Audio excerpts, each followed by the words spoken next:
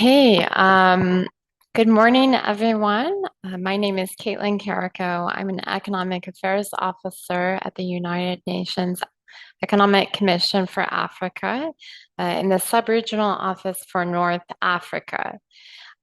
So today we are having a webinar series on digital transformation and trade in North Africa.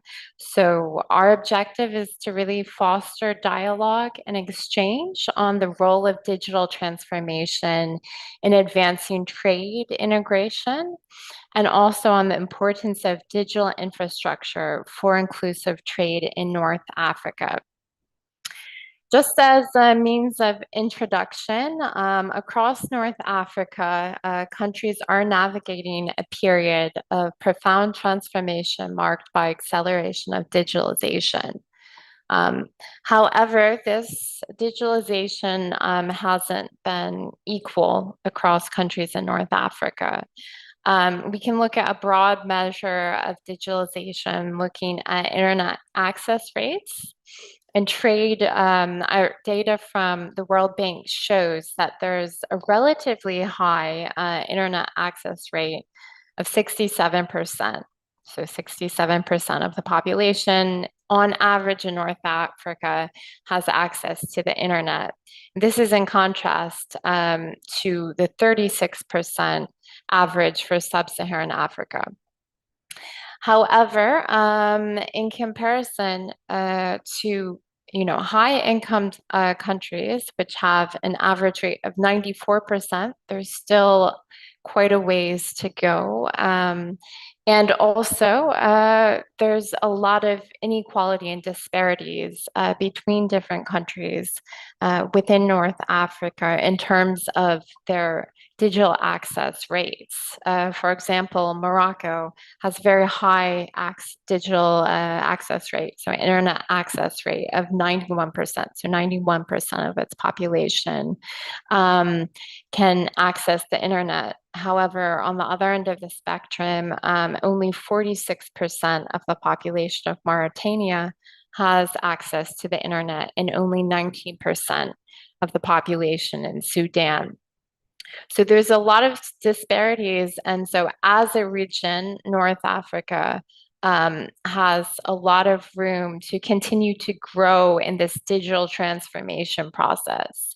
Digital transformation also offers significant economic opportunities for firms at the firm level for them to integrate into local, regional, and global value chains.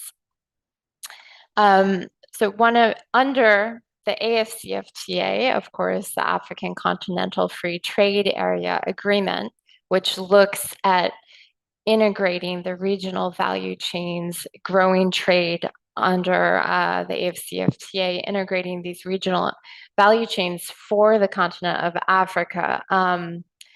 Under the AFCFTA in February 2024, there was the digital protocol, which was signed, which presents a very bold vision for digitalization across the continent and to develop a pan-African digital market.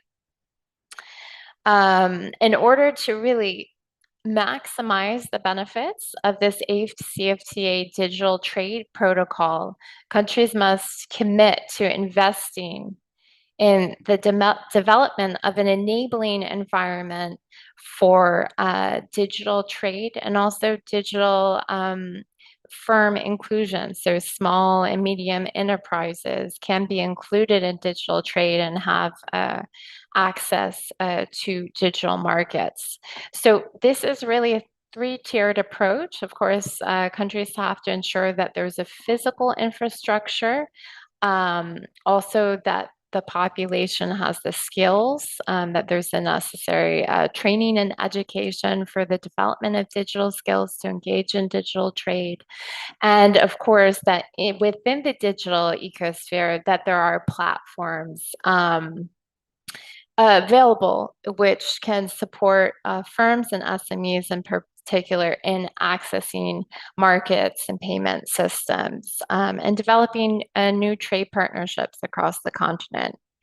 So this is the overall theme that we're going to talk about today. We're going to hear from many very talented speakers today, and we have two sessions. We're starting the first session now. So we have the one session now, which is 10 to 12 Rabat time. We'll have a break, and then we're going to come back for our afternoon session, which is 14 to 16 Rabat time, 2 to 4 p.m. Rabat time. So our current session this morning is on the digital transformation as a catalyst for trade. And we're going to start our session with Professor Azedine Hufren. Professor Hufren is an internationally prominent Moroccan academic who holds his doctorate in public law and international relations from Université Nancy II in France. He's currently a senior professor at Mohammed V University here in Rabat, and he also holds the position of World Trade Organization chair, and he coordinates the master's program in international trade. His extensive leadership and research career includes serving as the former dean of the Faculty of Legal, Economic, and Social Sciences in Swissy Rabat, and also as an associate researcher in the Royal Institute for Strategic Studies. He is a founding member of the Moroccan Society of International Law and a former board member of the Higher Institute of the Judiciary. And he's highly active in the academic community, contributing to various editorial boards, including the Horizons Defense Review, and having authored numerous books and articles academically, published both in Morocco and internationally. So we welcome Professor Hufren, and the floor is over to you, Professor Hufren. Merci beaucoup. Je tiens à vous remercier pour l'invitation et, je suis honoré et j'ai le plaisir pour faire ma présentation en rapport avec l'adaptation du cadre normatif marocain en matière de commerce électronique aux standards internationaux. Donc, je vais partager avec vous ma présentation.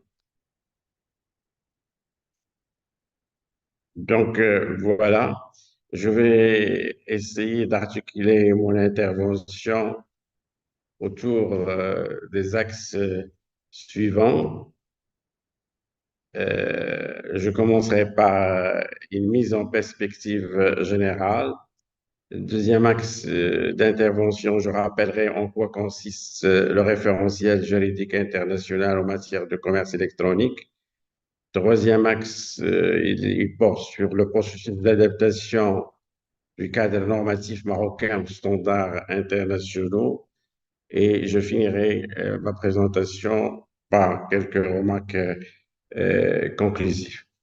Donc, s'agissant du premier axe en rapport avec la mise en perspective générale, comme vous le savez, le commerce électronique en tant que pilier de l'économie numérique a connu ces dernières années une croissance rapide à l'échelle mondiale.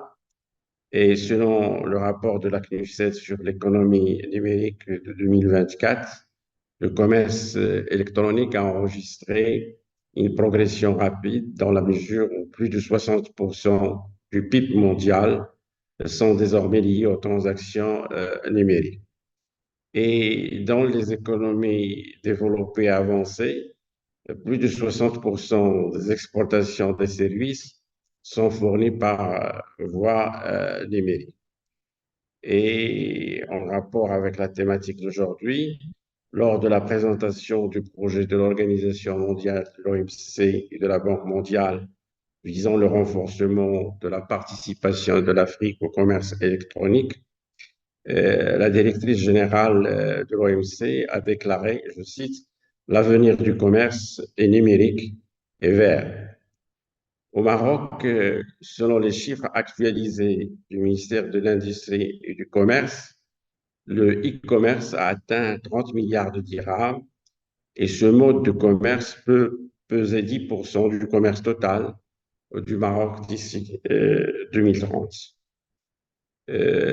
Toujours s'agissant de cette croissance explosive du commerce électronique, selon l'OMC, les exportations mondiales de services fournis par voie numérique ont augmenté de 8,1% entre 2005 et 2022. C'est pour cela qu'on parle de certification des produits.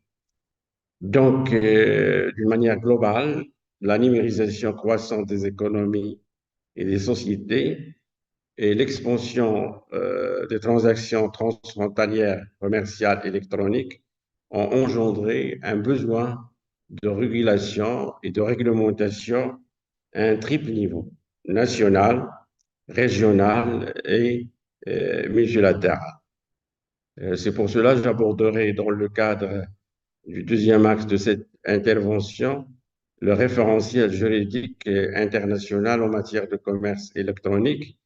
Et justement, quand on parle de référentiel juridique international en matière de commerce électronique, c'est parce que ce référentiel constitue une sorte de standard que les pays devraient atteindre s'ils veulent réduire les obstacles aux transactions électroniques et créer par voie de conséquence un environnement favorable aussi bien aux entreprises qu'aux consommateurs.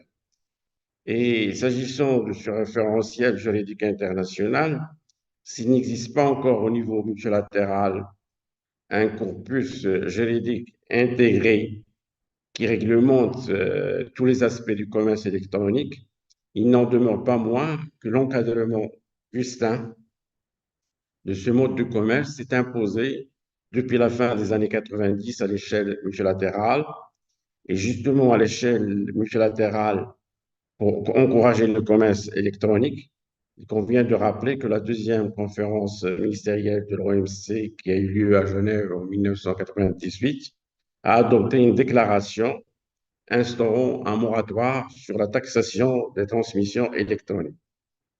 Et pour aller toujours dans le sens de la facilitation du commerce électronique et créer un climat favorable à l'expansion de ce type de commerce, on a lancé au niveau de l'OMC des discussions multilatérales et également des négociations plurilatérales en vue de conclure un accord sur le commerce électronique. Et qu'il s'agisse de discussions multilatérales ou de négociations plurilatérales, les thèmes les plus négociés ou discutés dans le contexte de ces deux parcours, à savoir le parcours multilatéral et plurilatéral, il y a la protection des consommateurs et des données, la fracture numérique et la dimension de développement, la confiance et le e-commerce, la transparence et la problématique de cybersécurité. Sur le plan régional, il existe un consensus sur le rôle que peut jouer le commerce électronique dans l'implémentation de la zone de libre-échange continentale africaine. Et selon la Commission économique des Nations Unies pour l'Afrique, le commerce électronique est le socle de la mise en place de la zone de libre-échange continentale africaine. Et dans cette perspective, il faut rappeler l'adoption par l'Union africaine en 2004 de la stratégie de commerce électronique et en 2025 du protocole et des annexes sur le commerce électronique. Cette adoption de la stratégie et des annexes en rapport avec le commerce électronique, bien sûr, ont constitué une étape importante dans la reconnaissance du rôle que peut jouer ce mode de commerce dans le processus de développement socio-économique et de l'intégration régionale. Au niveau multilatéral, après 5 ans de négociations, la participation à l'initiative liée à la déclaration conjointe lancée en marge de la 11e conférence ministérielle de l'OMC ont publié en juillet 2024 un texte stabilisé en rapport avec l'accord sur le commerce électronique. Et selon l'Organisation mondiale du commerce, cet accord permet au système commercial multilatéral fondé sur des règles en établissement pour la première fois au niveau de l'OMC un premier ensemble de règles de base mondiale sur le commerce électronique. Donc, comme vous le savez, ce n'est pas un accord multilatéral. Sur le plan juridique, c'est un accord entre un sous-ensemble de membres de l'OMC, mais qui représente environ 90% du commerce mondial. Et il est ouvert à tous les membres de l'OMC et qui, selon cette organisation, devrait être accepté par consensus de la part des autres membres de l'OMC en tant qu'accord plurilatéral, conformément à l'article 10, paragraphe 9 de l'accord de Marrakech instituant l'OMC. Donc, cet accord sur le commerce électronique vise à faciliter le commerce électronique, à assurer un environnement ouvert pour le commerce numérique et à promouvoir la confiance dans le commerce électronique.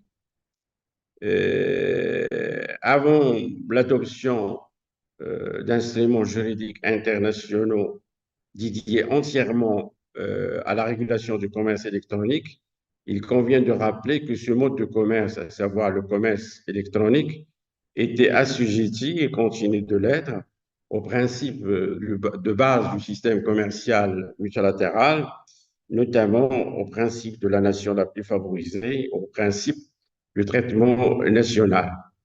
Et dans une étude réalisée par Lopez, González et Ferenes, ces deux auteurs ont dressé en 2018 un schéma qui résume certains aspects du commerce transfrontalier liés au commerce en focalisant sur trois strates: la strate touchant l'infrastructure du réseau, la strate technique et la strate se rapportant au contenu.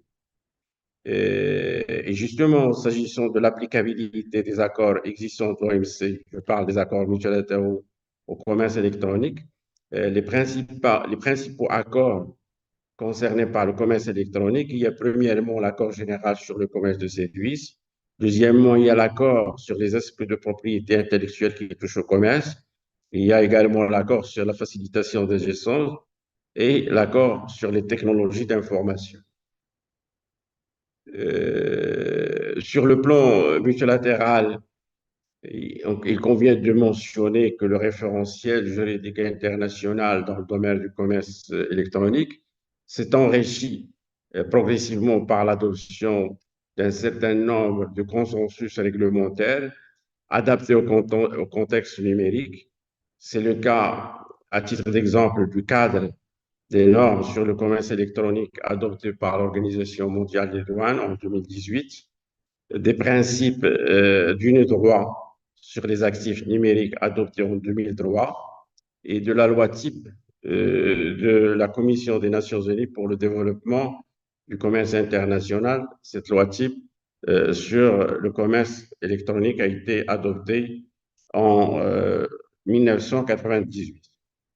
Et maintenant, à l'échelle régionale bilatérale, on peut dire que la difficulté de s'entendre sur une régulation multilatérale du commerce électronique a favorisé la recherche de solutions juridiques dans un cadre bilatéral ou régional et que les accords commerciaux régionaux ont en réalité élaboré des règles sur le commerce électronique qui ont inspiré les discussions multilatérales et les négociations plurilatérales dans le cadre de l'Organisation mondiale du commerce.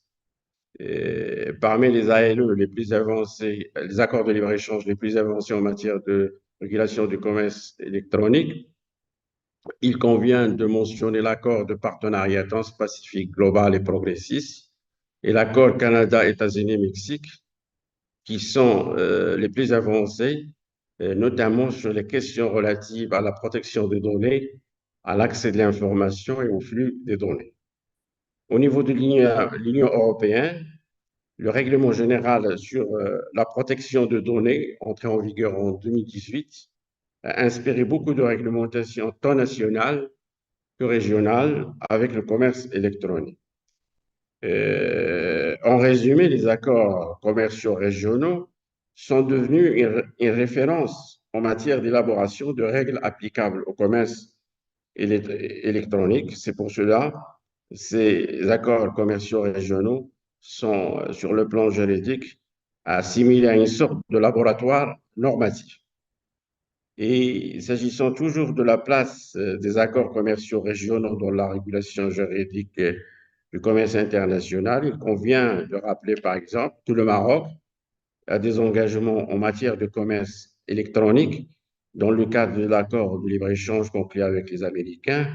Il y a le chapitre 14 de cet accord qui est dédié totalement au commerce électronique et bien sûr, il a des engagements dans le cadre de l'accord portant création de la zone de libre-échange continentale africaine. Maintenant, s'agissant du troisième axe de cette présentation, il est dédié justement au processus d'adaptation du cadre normatif marocain aux standards internationaux en matière de commerce électronique, qu'il s'agisse de standards multilatéraux ou régionaux. Donc, pour adapter son cadre normatif aux règles internationales en matière de commerce électronique, le Maroc a engagé un processus de mise à niveau réglementaire en la matière. C'est un processus continu et évolutif qui cherche à prendre en considération les changements affectant l'économie numérique et limitations technologiques dues notamment à l'avènement et au développement de l'intelligence artificielle. Donc, c'est un processus global qui prend en considération aussi bien, enfin, qui prend en considération aussi la complémentarité entre la mise à niveau numérique et la mise à niveau réglementaire. D'un point de vue stratégique, la commission spéciale sur le nouveau modèle de développement au Maroc a priorisé le numérique en tant que levier de transformation numérique et d'inclusion tant sociale que financière. L'objectif escompté est de faire du Maroc à l'horizon 2035, toujours sur le rapport général de la commission spéciale sur le nouveau modèle de développement, de faire du Maroc une nation numérique, je cite, où le potentiel transformationnel des technologies numériques est pleinement mobilisé. En rapport toujours avec le commerce électronique, la commission spéciale sur le nouvel modèle de développement a mis l'accent sur le rôle que les paiements mobiles jouent en matière d'inclusion. Ces paiements mobiles constituent, selon la commission, je cite, une opportunité d'inclusion économique et sociale des populations vulnérables, à majorité non bancarisée, en facilitant la réalisation de transactions commerciales et des services, et de services. Fin de citation. Pour développer son infrastructure numérique, renforcer ses compétences numériques et exploiter le potentiel transformationnel des technologies émergentes, le Maroc a adopté durant ces deux dernières décennies plusieurs plans de développement du digital. Il s'agit respectivement du Maroc numérique 2013, du Maroc digital 2020 et de la stratégie nationale de la transition numérique à l'horizon 2030. Et comme il a été rappelé par la note conceptuelle de cet atelier, les bénéfices de la transformation numérique ne sont pas homogènes entre les pays composant la région de l'Afrique du Nord. Dans cette perspective, les indices mesurant cette transformation numérique, à savoir l'indice de préparation des gouvernements à l'intelligence artificielle et l'indice de développement des technologies de l'information et de la communication, positionne le Maroc parmi les pays les plus avancés au niveau sous-régional et continental. Et en se basant justement sur les indices mesurant l'état de préparation réglementaire en matière de commerce électronique, on peut dire que le Maroc est bien préparé à cette transformation numérique comparé aux pays ayant le même niveau de développement.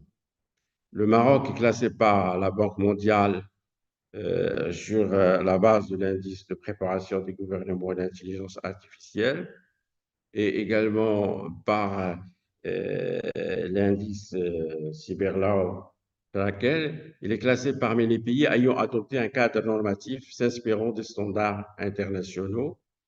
Et au niveau global, l'évaluation de la préparation réglementaire au commerce électronique, selon la Banque mondiale, enfin, sur cette base, la Banque mondiale a classé le Maroc en 2025 parmi les pays ayant obtenu une note supérieure à 70 points sur 100. Le cadre normatif qui réglemente maintenant le commerce électronique, je parle des lois en vigueur, ce cadre est composé notamment des lois sur les transactions électroniques, la protection des données, les paiements électroniques, la protection des consommateurs et la lutte contre la cybercriminalité. Les principales législations en vigueur sont notamment la loi 0908 sur la protection des données personnelles, la loi numéro 3108 sur la protection des consommateurs, la loi numéro 5305 sur l'échange électronique des données juridiques, la loi numéro 4320 sur les services de confiance pour les transactions électroniques et la loi numéro 0520 sur la cybersécurité. Et justement, c'est pour ça que tout à l'heure, je parlais de ce processus comme un processus continué évolutif. Ça veut dire que le processus, pour compléter le cadre normatif marocain existant et rendre justement ce cadre plus intégré, plus adapté aux standards internationaux et aux mutations technologiques, plusieurs projets de loi ont été préparés. Il s'agit notamment du projet du code numérique visant l'actualisation et le regroupement de plusieurs textes sur le commerce électronique, du projet de la loi, de la loi 3625 visant la modernisation de la livraison postale et l'inclusion des commerces de proximité, le projet de la loi 8817 portant création d'entreprises en ligne au Maroc et du projet de la loi cadre digital X0. Donc, en conclusion, quelques remarques. La première remarque, les indices mesurant l'état de préparation normative et réglementaire, comme je l'ai rappelé tout à l'heure, positionnent le Maroc dans son environnement, positionnent bien le Maroc dans son environnement régional. Deuxième remarque, en poursuivant le processus d'adaptation de son cadre normatif, le Maroc aspire à fournir un environnement sûr, propice aux transactions en ligne, à la confidentialité des données et à la protection des consommateurs, tout en veillant à rester une destination attrayante et sûre pour l'investissement numérique. Cependant, le Maroc devrait encore, et c'est ma dernière remarque, devrait encore relever un certain nombre de défis sur le plan de la mise à niveau numérique et juridique. Ces défis peuvent être résumés autour de ce qui suit. Premièrement, absence d'un cadre légal cohérent et global en matière de transactions électroniques applicable à l'ensemble de la chaîne de valeur de ce secteur. Deuxième remarque, déficit en termes de compétences numériques et de qualification du capital humain. Troisième remarque conclusive, les inégalités sociales et territoriales en termes d'accès aux technologies numériques et retard en matière d'inclusion numérique.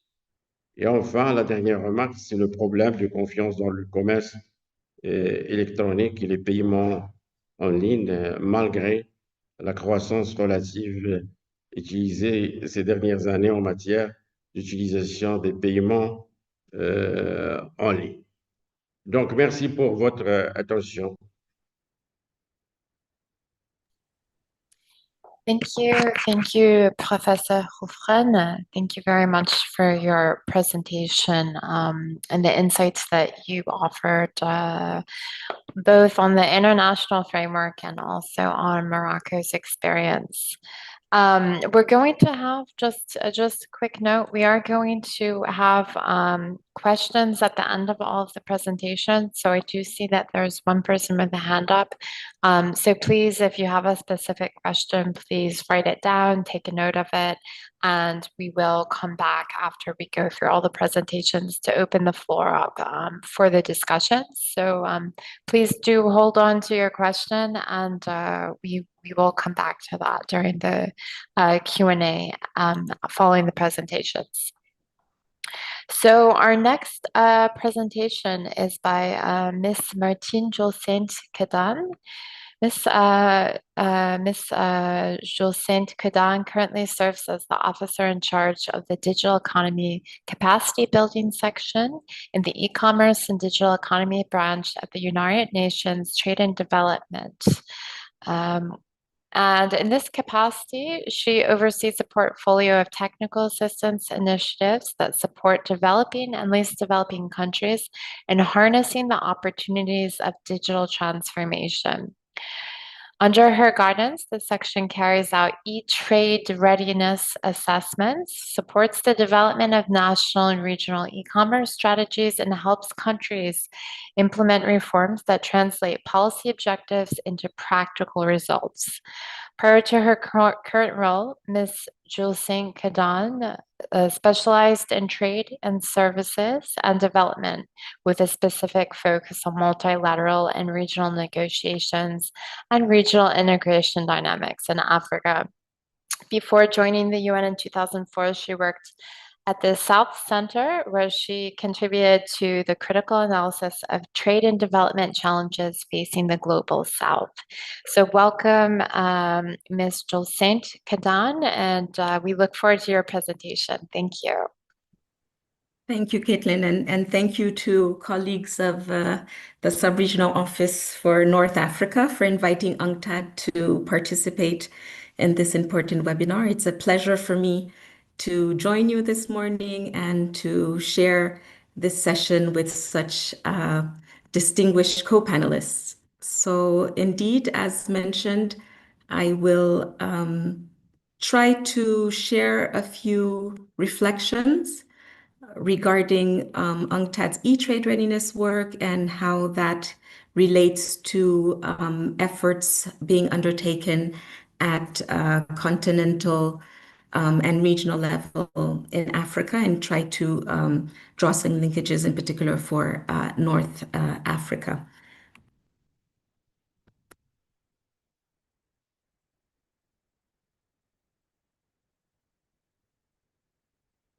So trying to get my slides to work.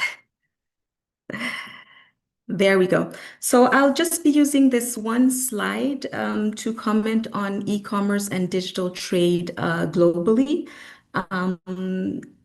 before turning to e-trade readiness more specifically.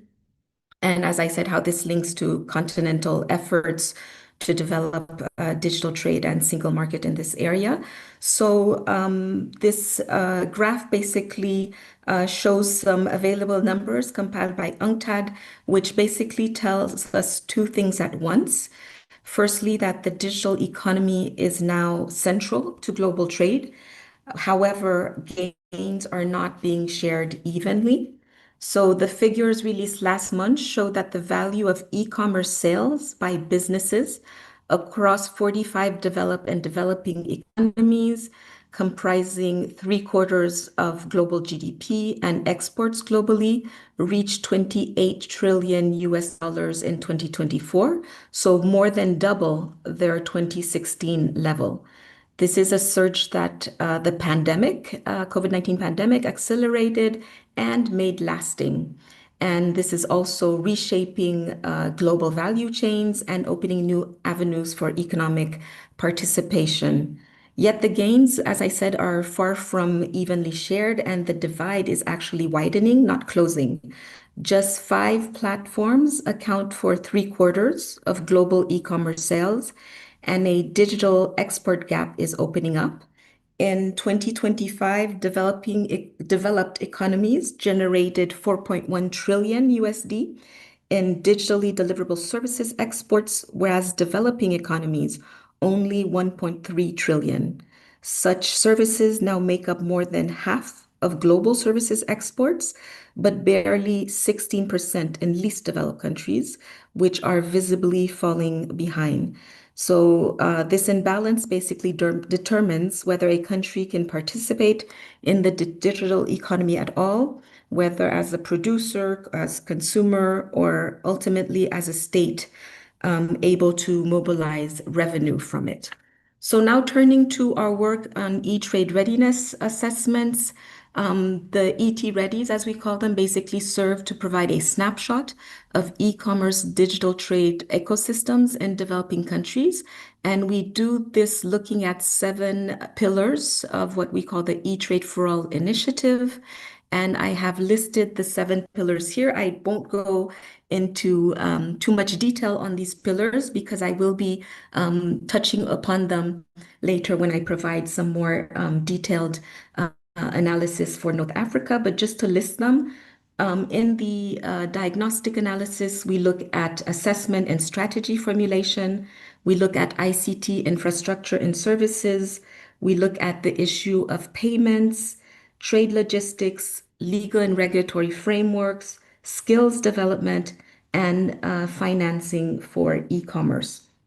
The methodology that we use is a mix of quantitative and qualitative analysis, but we also rely very heavily on a multi-stakeholder consultation process, but also online services and interviews, for example, so that we really have a good understanding of the situation in country, because as you know, formal statistics are still lacking in this area.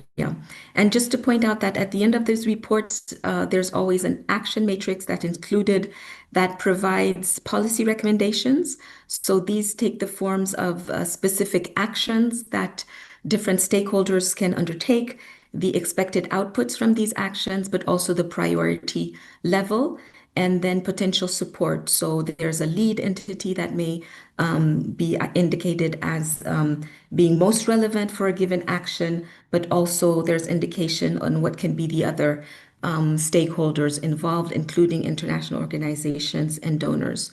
So if we look at the work done by UNCTAD, we have concluded 41 assessments, e-trade readiness assessments, with the latest one being for Indonesia, so the first G20 country for which we did this assessment, noting that actually we developed this product for LDC specifically, and that got requests by more advanced developing economies to assist them with the same. So of the 41 ET readies completed by UNCTAD, 20 are for African countries, and you see them listed here, of which we have Algeria, Tunisia, and Mauritania as the most relevant for our discussion this morning, but also to note that we do conduct readiness assessments for regions. We've done so in Africa for the West African Economic Monetary Union, as well as for ECOWAS.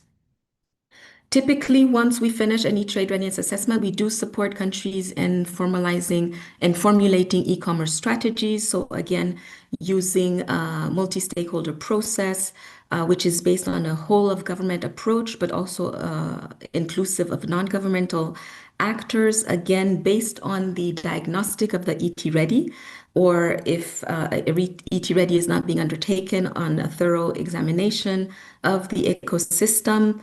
Again, the different policy options are reviews based on available statistics, but also qualitative research, consultations, and surveys, as in the case of the ET Ready. And the national e-commerce strategies seek to identify a shared vision behind which the private sector, civil society, development partners can all rally behind, but as well as strategic goals and related objectives. And this is broken down into specific actionable measures. All the e-commerce strategies are also accompanied by a detailed implementation plan, as well as governance and M&E frameworks. So if we look at the strategies completed to date, we see that of the 17 strategies that UNCTAD has supported, 7 have been for African countries or RECs. So for ECOWAS, we have also developed an e-commerce strategy. And the first e-commerce strategy that we actually developed was for Egypt. And this is when we actually, back in 2017, got into this support for strategy development. And currently we have 2 e-commerce strategy that are waiting for endorsement by the respective Council of Ministers. That's for Ghana and Mauritania. And we have another that's currently being developed for Tunisia. So again, just to summarize and provide you with the dates of when this work was undertaken, you have the information here, and of course, all the e-trade readiness reports and the Egypt e-commerce strategy, but as I said, which is a bit dated now, are available on the UNCTAD website. I just also wanted to highlight with this slide how there's similar focus in our e-trade readiness work as the one that we see in the AFCFTA Digital Trade Protocol. And I've just indicated here how the ET-ready policy areas align with the different dimensions of the AFCFTA Digital Trade Protocol. So we see, for example, when we analyze legal and regulatory framework in an ET ready, we can see that the AFCFTA under facilitating digital trade, under data governance, as well as under business and consumer trust, includes similar issues, similar challenges, and proposes basically an approach and particularly some regulatory objectives in order to address the issues. Likewise, we look at trade logistics and facilitation, and the AFCFTA has a section on facilitating digital trade, et cetera, et cetera. You have the different alignment between the two on this slide. Now, I'd like to turn to some of the findings that we have from the e-trade readiness assessments that are also confirmed by some data. And in particular, I'll start by looking at some of the figures provided by the World Bank Global Findex database. So looking first of all at the issue of e-commerce adoption, so basically defined as the percentage of adults age 15 and above that have bought something online using a mobile phone or the internet. And here we have the last three survey dates that are indicated. That's 2017 in the lighter blue, 2021 in the medium blue, and 2024 in the darker blue shade. So what we can see from this graph is that the dominant trajectory is sustained growth in e-commerce adoption, with most economies rising at each survey year. And in the case of Africa, this is led by countries like Senegal, that went from 2.6% of the population that bought something online in 2017 up to 21.7% in 2024. But we have other countries such as Kenya and Ghana also being very showing strong lead in this area. And this basically indicates that the pandemic impulse was indeed converted into a durable demand rather than a short-lived jump.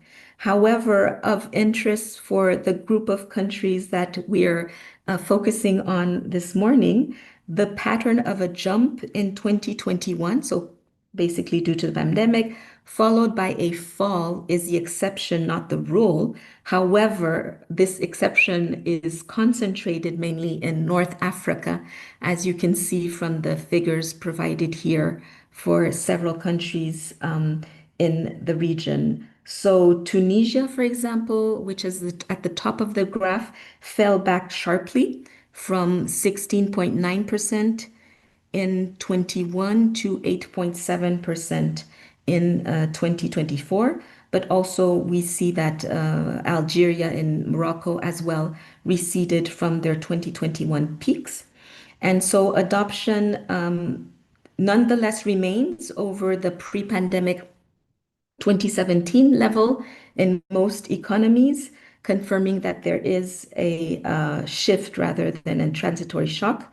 However, the interesting feature here is dispersion that we see between the different countries. Now, if we look at the Findex data along the UNCTAD e-trade readiness assessments, we can begin to see an explanation of why Algeria, Mauritania, and Tunisia all showed that sharp jump in 2021. So the pandemic really forced consumers and businesses online, but the surge was also made possible by some foundational elements, such as rapidly improving connectivity, growing digital payment capacity, and in Tunisia's case, one of the region's most advanced e-commerce legal frameworks. If we look at Algeria, we saw a big rise in online businesses and digital transactions.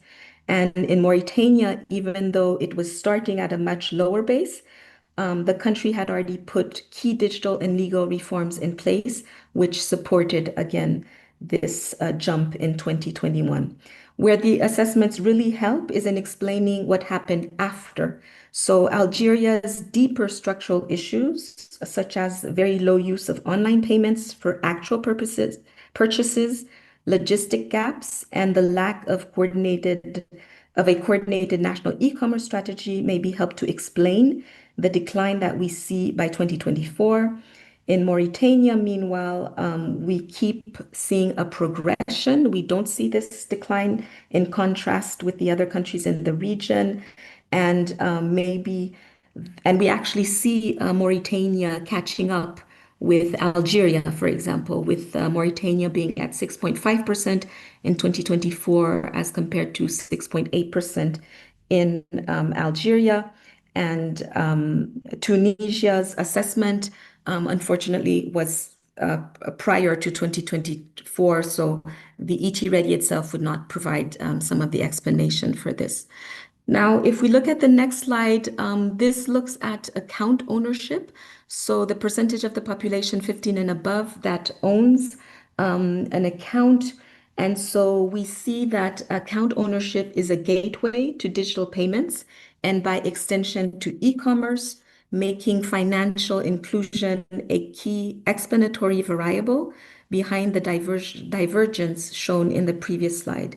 So North Africa, including Algeria, Morocco, and Tunisia, show only a modest rise in account ownership.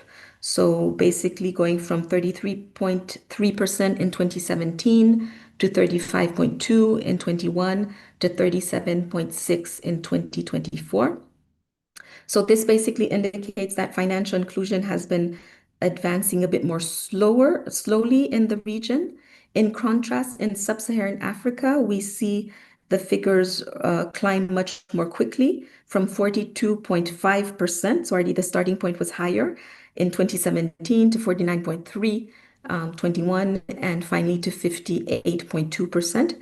So reflecting sub-Saharan Africa's strong momentum in expanding access, including through mobile money accounts.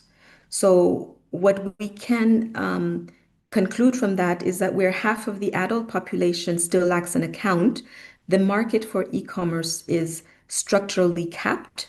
So closing the financial inclusion gap is therefore not simply an accompanying measure, but a precondition for broader e-commerce adoption in the region. And here again, the Algeria, Tunisia, and Mauritania e-trade readiness assessments highlight how financial inclusion remains a central pillar for enabling e-commerce growth.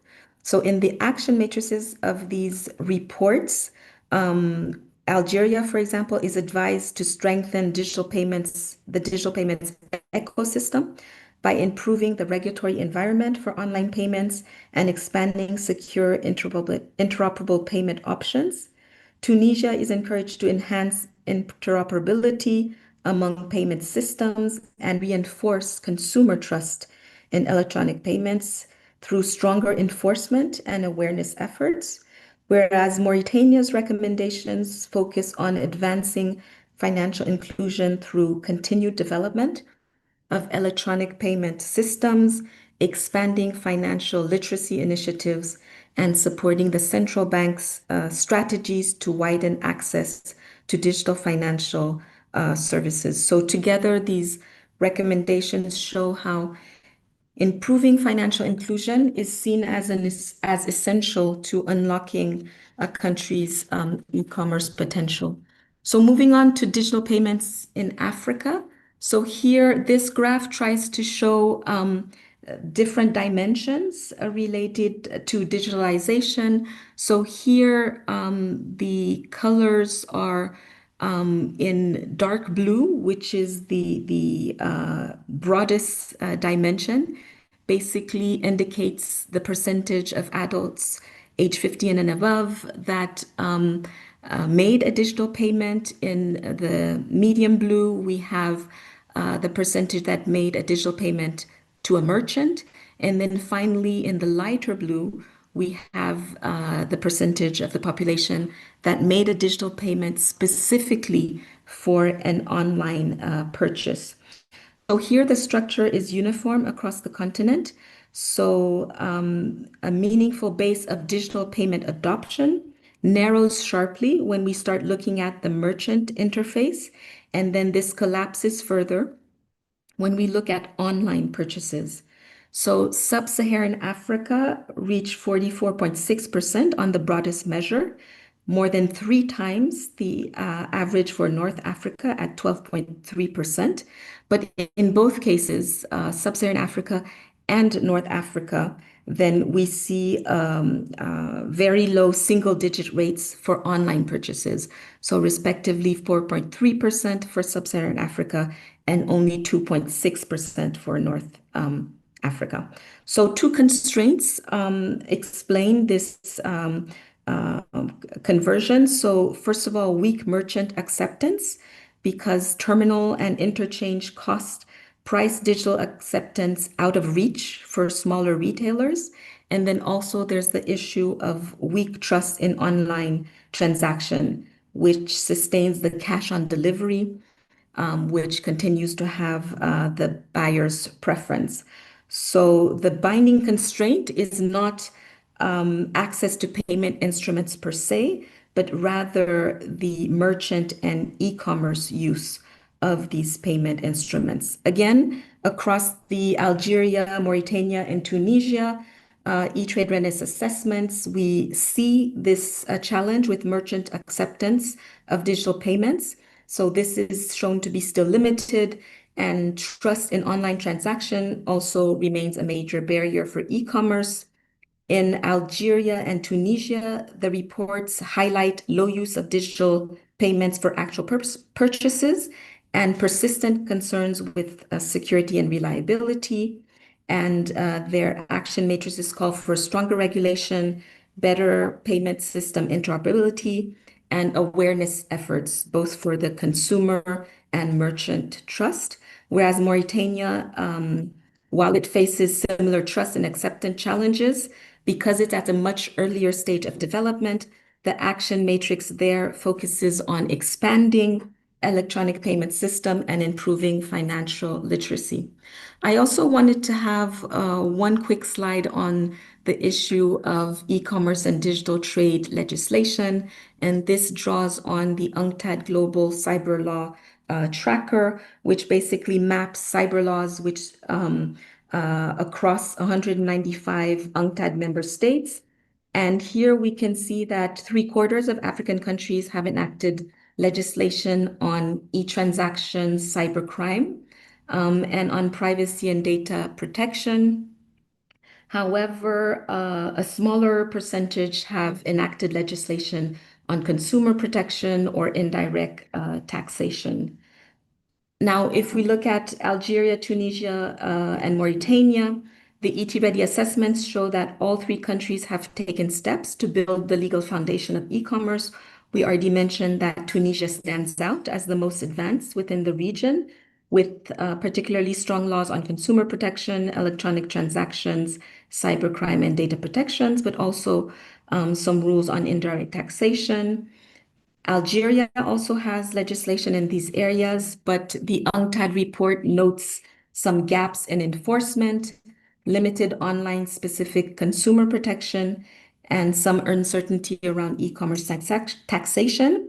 And Mauritania, for its part, has put in place the core laws for electronic transactions, cybercrime, and data protection.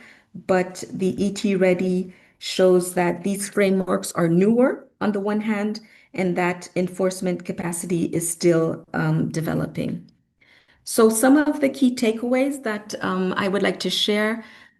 So I tried to share some of the substantive findings of our reports, but also in terms of the process, We believe that it's very important to have these participatory multi-stakeholder approach to co-create both the diagnostic reports, but also for policy formulation. So this ensures that the realities not only of the private sector, but also civil society and marginalized groups are accounted for, which also creates better ownership of the policies that are developed and more robust implementable strategies.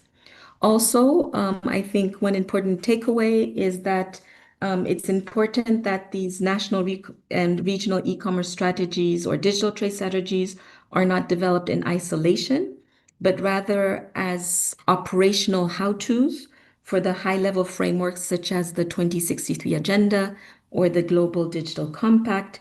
And this promotes coherence across commitments that the countries are taking, but also helps countries leverage global support and ensures that their digital trade ecosystems contribute to harmonized Pan-African, harmonized Pan-African market. And finally, the last point, I think it's again important to repeat that to truly capture the AFCFTA dividend, it's important that policies go beyond, as was said in the introduction by our colleagues from ECA, the general connectivity issues, but also that they would seek to actively dismantle barriers for youth, women, and persons with disabilities, to name a few. Inclusion ensures that digital skills programs, access to finance, and regulatory reforms are specifically designed to empower these groups and turns the digital single market into a platform for everyone. So my last slide is just providing you with some links to relevant work by UNCTAD E-commerce and Digital Economy Program. And with that, I thank you for your attention. Thank you, Ms. Jacinta Kadan, for the very, very pertinent presentation on this very important work that UNCTAD has been doing on this e-trade readiness. I actually especially appreciated the assessment of the impact of the pandemic on countries' digital connectivity and e-commerce. So that was quite interesting. Thank you for that. We will now, again, we'll have the questions after we finish the presentation. So please, everyone, do hold your questions for our speakers. And we are going to continue with a presentation by Professor Adel Ben Youssef. Professor Ben Youssef is an associate professor of economics at the Université Côte d'Azur and a permanent member of the CRNS Research Laboratory. He is also an associate researcher at the Economic Research Forum in Cairo, as well as the Global Labor Organization in Bonn. He is internationally recognized for his work on ecological and digital transitions, and he has made major contributions to advancing the concept of the twin transition, the synergy between digital innovation and environmental sustainability as a key framework for public policy, industrial development, and climate strategies. He has over 2 decades of academic and advisory experience. Professor Ben Youssef has published more than 100 peer-reviewed articles in top journals and contributed to numerous collective works, notably on Industry 4.0, smart cities, green finance, and labor market transformations. He has served as Tunisia's climate finance negotiator at 7 consecutive COP summits from COP 23 to 29. And he reflecting his longstanding engagement in climate diplomacy. He's also a scientific advisor and expert for UNDP, UNIDO, UNEP, UN Habitat, and UNOPS, and he's a member of advisory boards of INSIT and MENAPAR. He's also a founding member of the Alliance for Industry 4.0 and Smart Manufacturing in Africa. He's editor-in-chief of Platforms and associate editor of Development and Sustainability in Economics and Finance, as well as Green and Low Carbon Economy. He has led more than 40 large-scale international projects, facilitated over 100 workshops on sustainable development, digital governance, and climate action.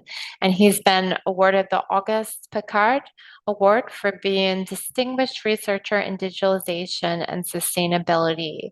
And he's among the top 2% world scientists, as ranked by Stanford and Elsevier in 2025, and 1% of economists worldwide, according to Scholar GPS. He's supervised numerous doctoral theses on digital transformation, energy transitions, and smart tourisms across Europe, North Africa, and the Middle East. So with that, we welcome Professor Ben Youssef, and we look forward to your presentation and the rich insights which you will bring to this webinar. Thank you. Thank you so much, Kathleen and Unica, for this invitation. There is no need for this extensive presentation. It's too long, but thank you so much for it. I'm going to share my presentation. And I have made really some slides, but I'm not going to. So the main idea is to speak about the skills and the digital trade. And I will take it from the main findings and the takeaways of the previous speakers. But if you allow me, I will, perhaps for the clarity, I will speak in French, and the slides are in English, even though I can do it entirely in English, but for the region and for the audience, perhaps it's better that it will be in French.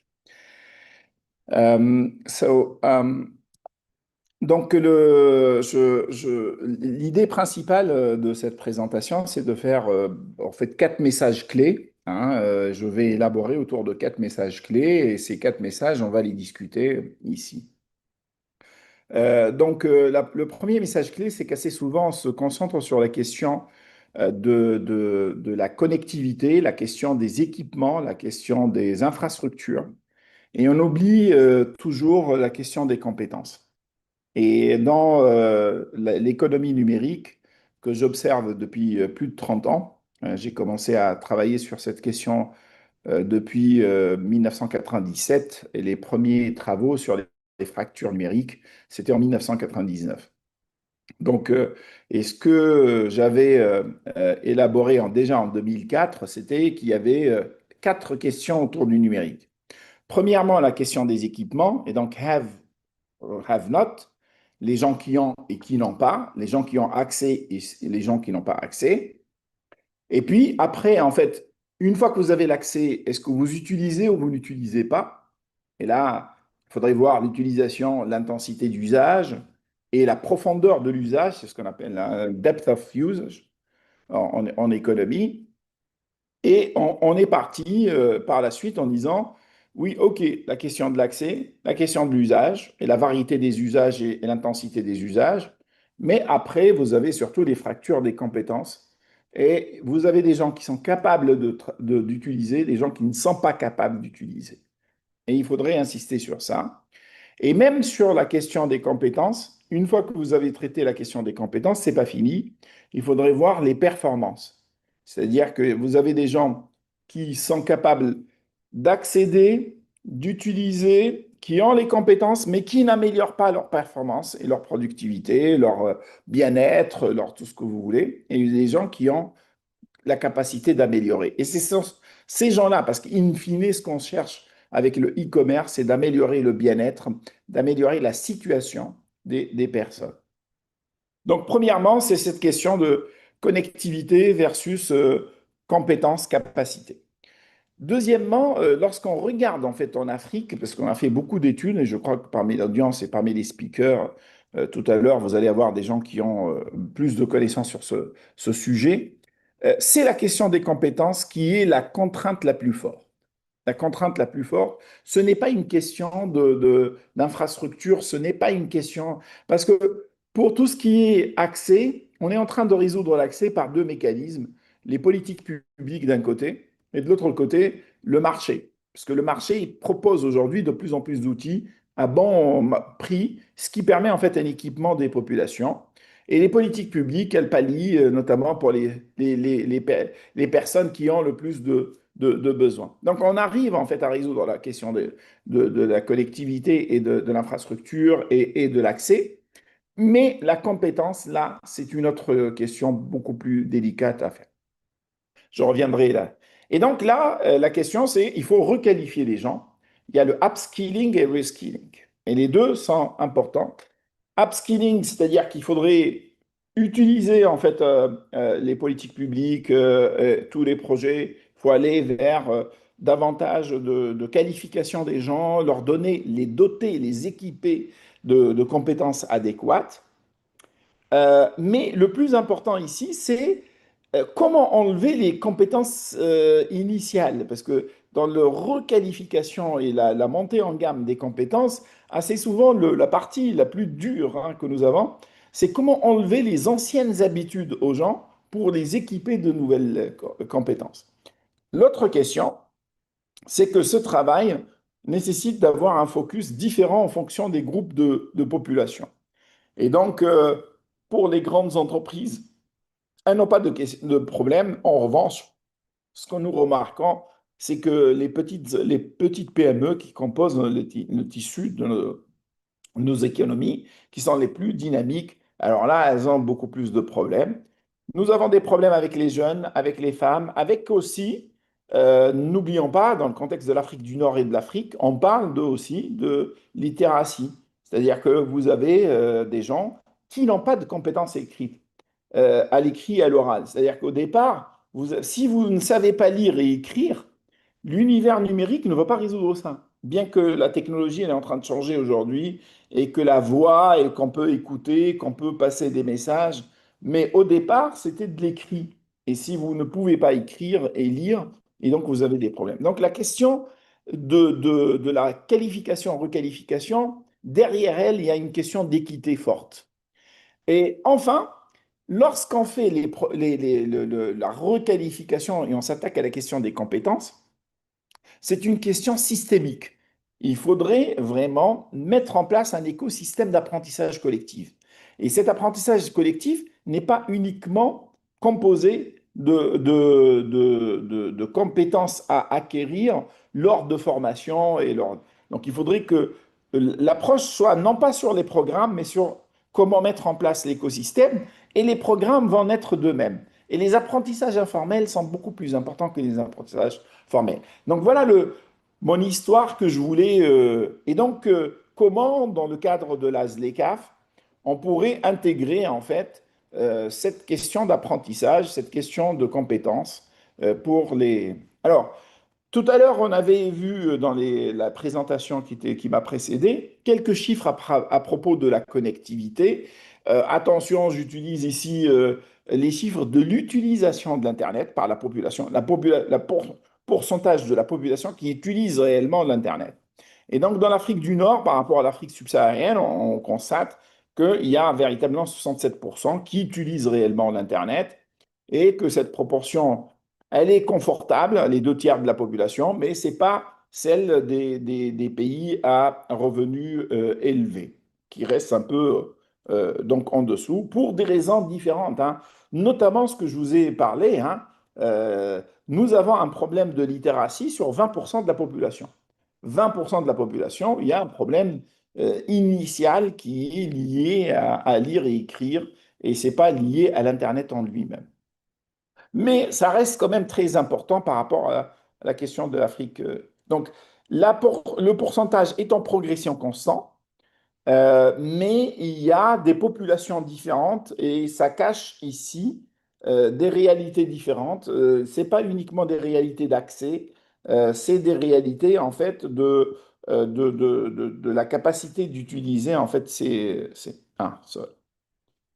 What is it? PPT. Donc, pour le e-commerce, l'accès, c'est l'ouvreur de porte. Donc l'accès, mais ce qui est important, c'est surtout en fait la compétence qui va permettre véritablement de pouvoir passer à l'acte. Donc l'infrastructure est nécessaire, mais c'est la compétence qui va tourner en fait ça en e-commerce. Et cette question, on l'a étudiée pendant longtemps. Je veux dire, c'est ce qu'on est en train de faire actuellement sur le e-commerce en Afrique. On l'étudiait à la fin des années 2000 dans d'autres contextes, dans les pays européens par exemple, tout début du e-commerce, dans certains pays, où on regardait les asymétries d'usage du e-commerce entre les populations. Donc, certes, derrière, en fait, la question aussi de l'accès à l'Internet et l'accès, en fait, à ces services, l'accès à ces plateformes, n'oublions pas que nous parlons de l'Afrique, où l'accès à l'électricité est important. Et qu'aujourd'hui, en fait, lorsqu'on regarde les systèmes électriques et leur distribution en Afrique, vous n'avez pas cet accès-là. Et donc la décentralisation de l'accès à l'électricité, notamment par les énergies renouvelables, va permettre l'utilisation en fait beaucoup plus importante, surtout pour l'Afrique subsaharienne. Ce n'est pas le cas pour l'Afrique du Nord, mais il y a cette question. Par la suite, on constate aussi que nous avons été beaucoup aidés lorsque nous avons bénéficié de technologies et de matériel en fait à bas prix.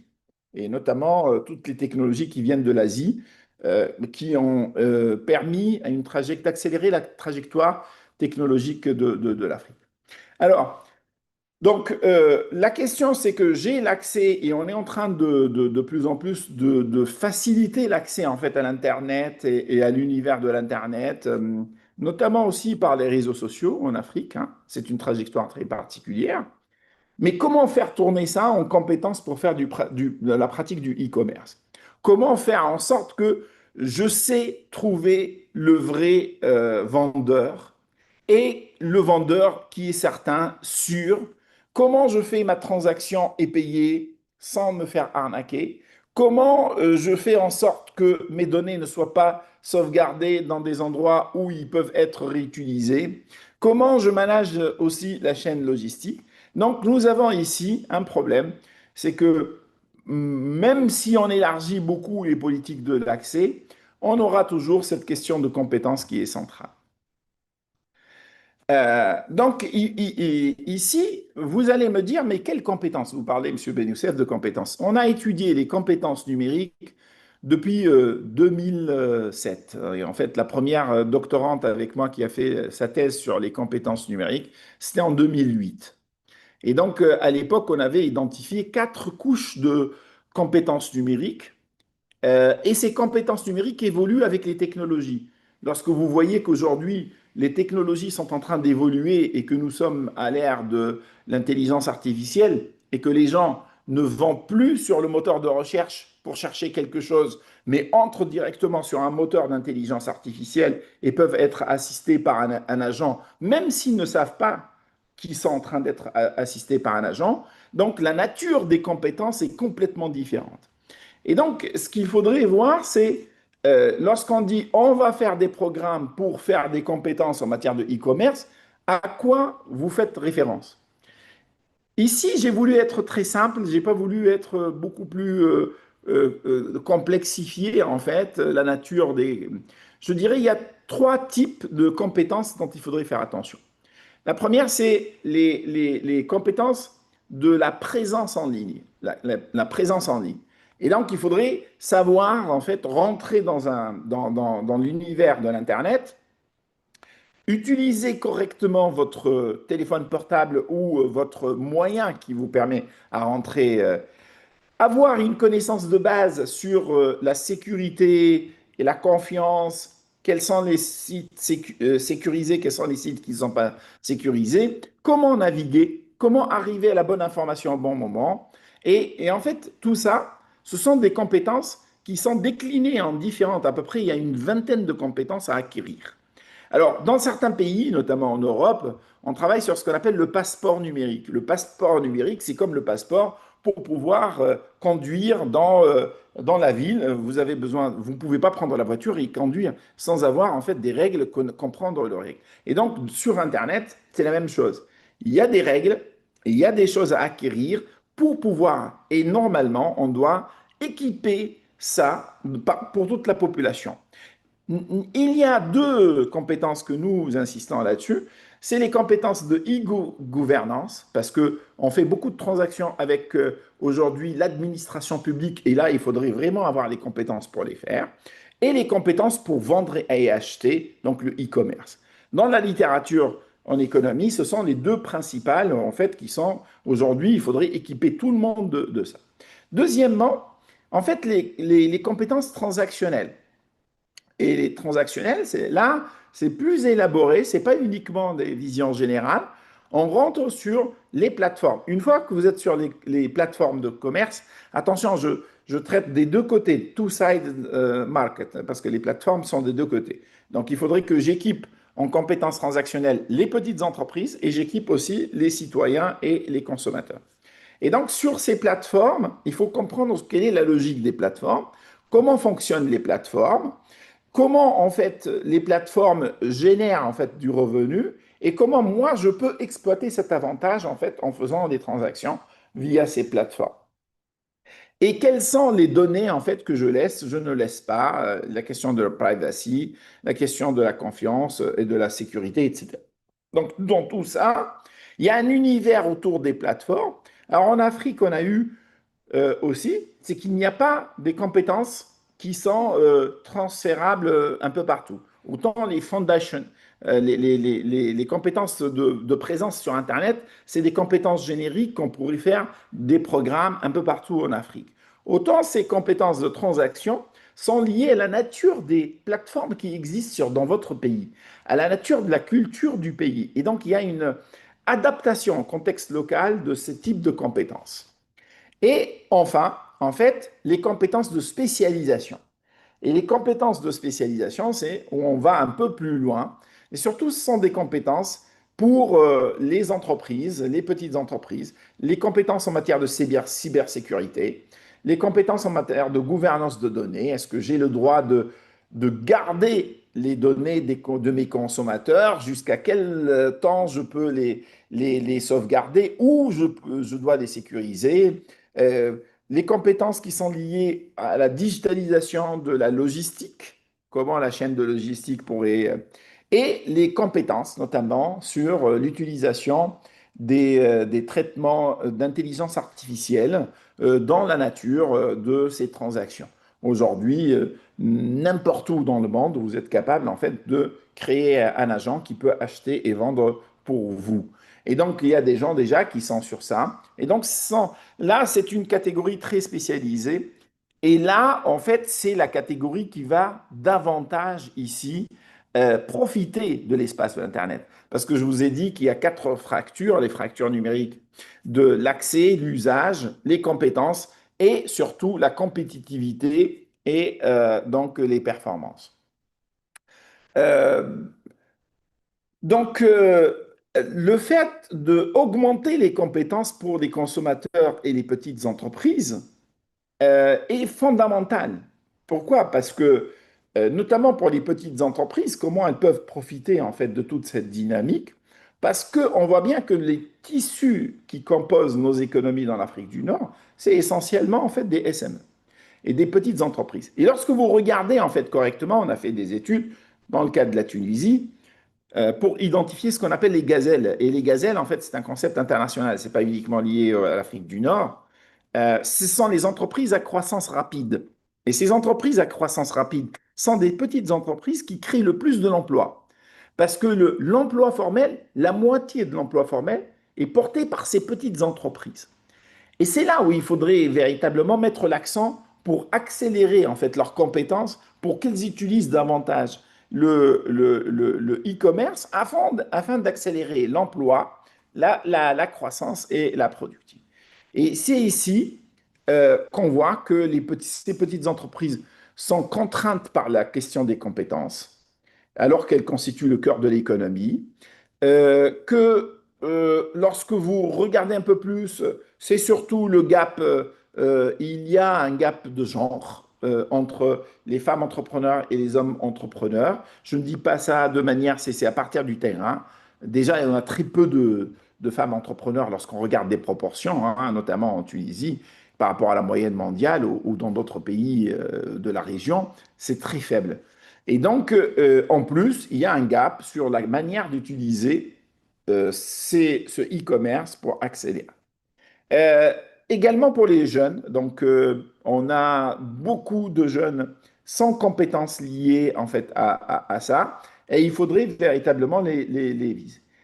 Même s'ils utilisent, faites attention parce qu'ils savent faire beaucoup de choses sur Internet, mais les compétences pour le e-achat et le e-commerce et la e-vente, là, ils ont des lacunes très importantes. Et bien sûr, les fractures rurales versus en fait périphérie, parce que le phénomène du e-commerce, il est localisé dans les grandes villes et les grandes agglomérations, notamment en Afrique. Donc, comment faire en sorte qu'on puisse bâtir en fait un système d'apprentissage collectif? Ce qu'il faudrait voir, c'est que véritablement, il faudrait construire un système parce que ce qu'on constate, c'est que les apprentissages formels sont une faible partie de l'apprentissage et de la qualification dans toutes les décisions. En matière d'informatique, on apprend beaucoup des autres. Je ne sais pas faire quelque chose, est-ce que tu peux m'aider? Et donc, en fait, si je suis entouré par beaucoup de personnes qui ont des compétences numériques, automatiquement, mes compétences numériques vont être affectées. Et donc, comment faire en sorte que collectivement, on puisse augmenter ça? Il ne suffit pas de faire véritablement des programmes de formation, mais généraliser les formations un peu partout. Et donc mettre en sorte que les entreprises puissent euh, apprendre les unes des autres. Donc il faudrait des plateformes, il faudrait des lieux de rencontre, il faudrait et aligner surtout les compétences et le upskilling par rapport à la demande. Il faudrait que ce sont les entreprises, ce sont les individus qui doivent dire qu'est-ce qu'elles veulent réel par rapport à leurs pratiques de tous les jours pour pouvoir améliorer. Ce n'est pas des constructions de compétences théoriques, en fait, que nous avons en tête.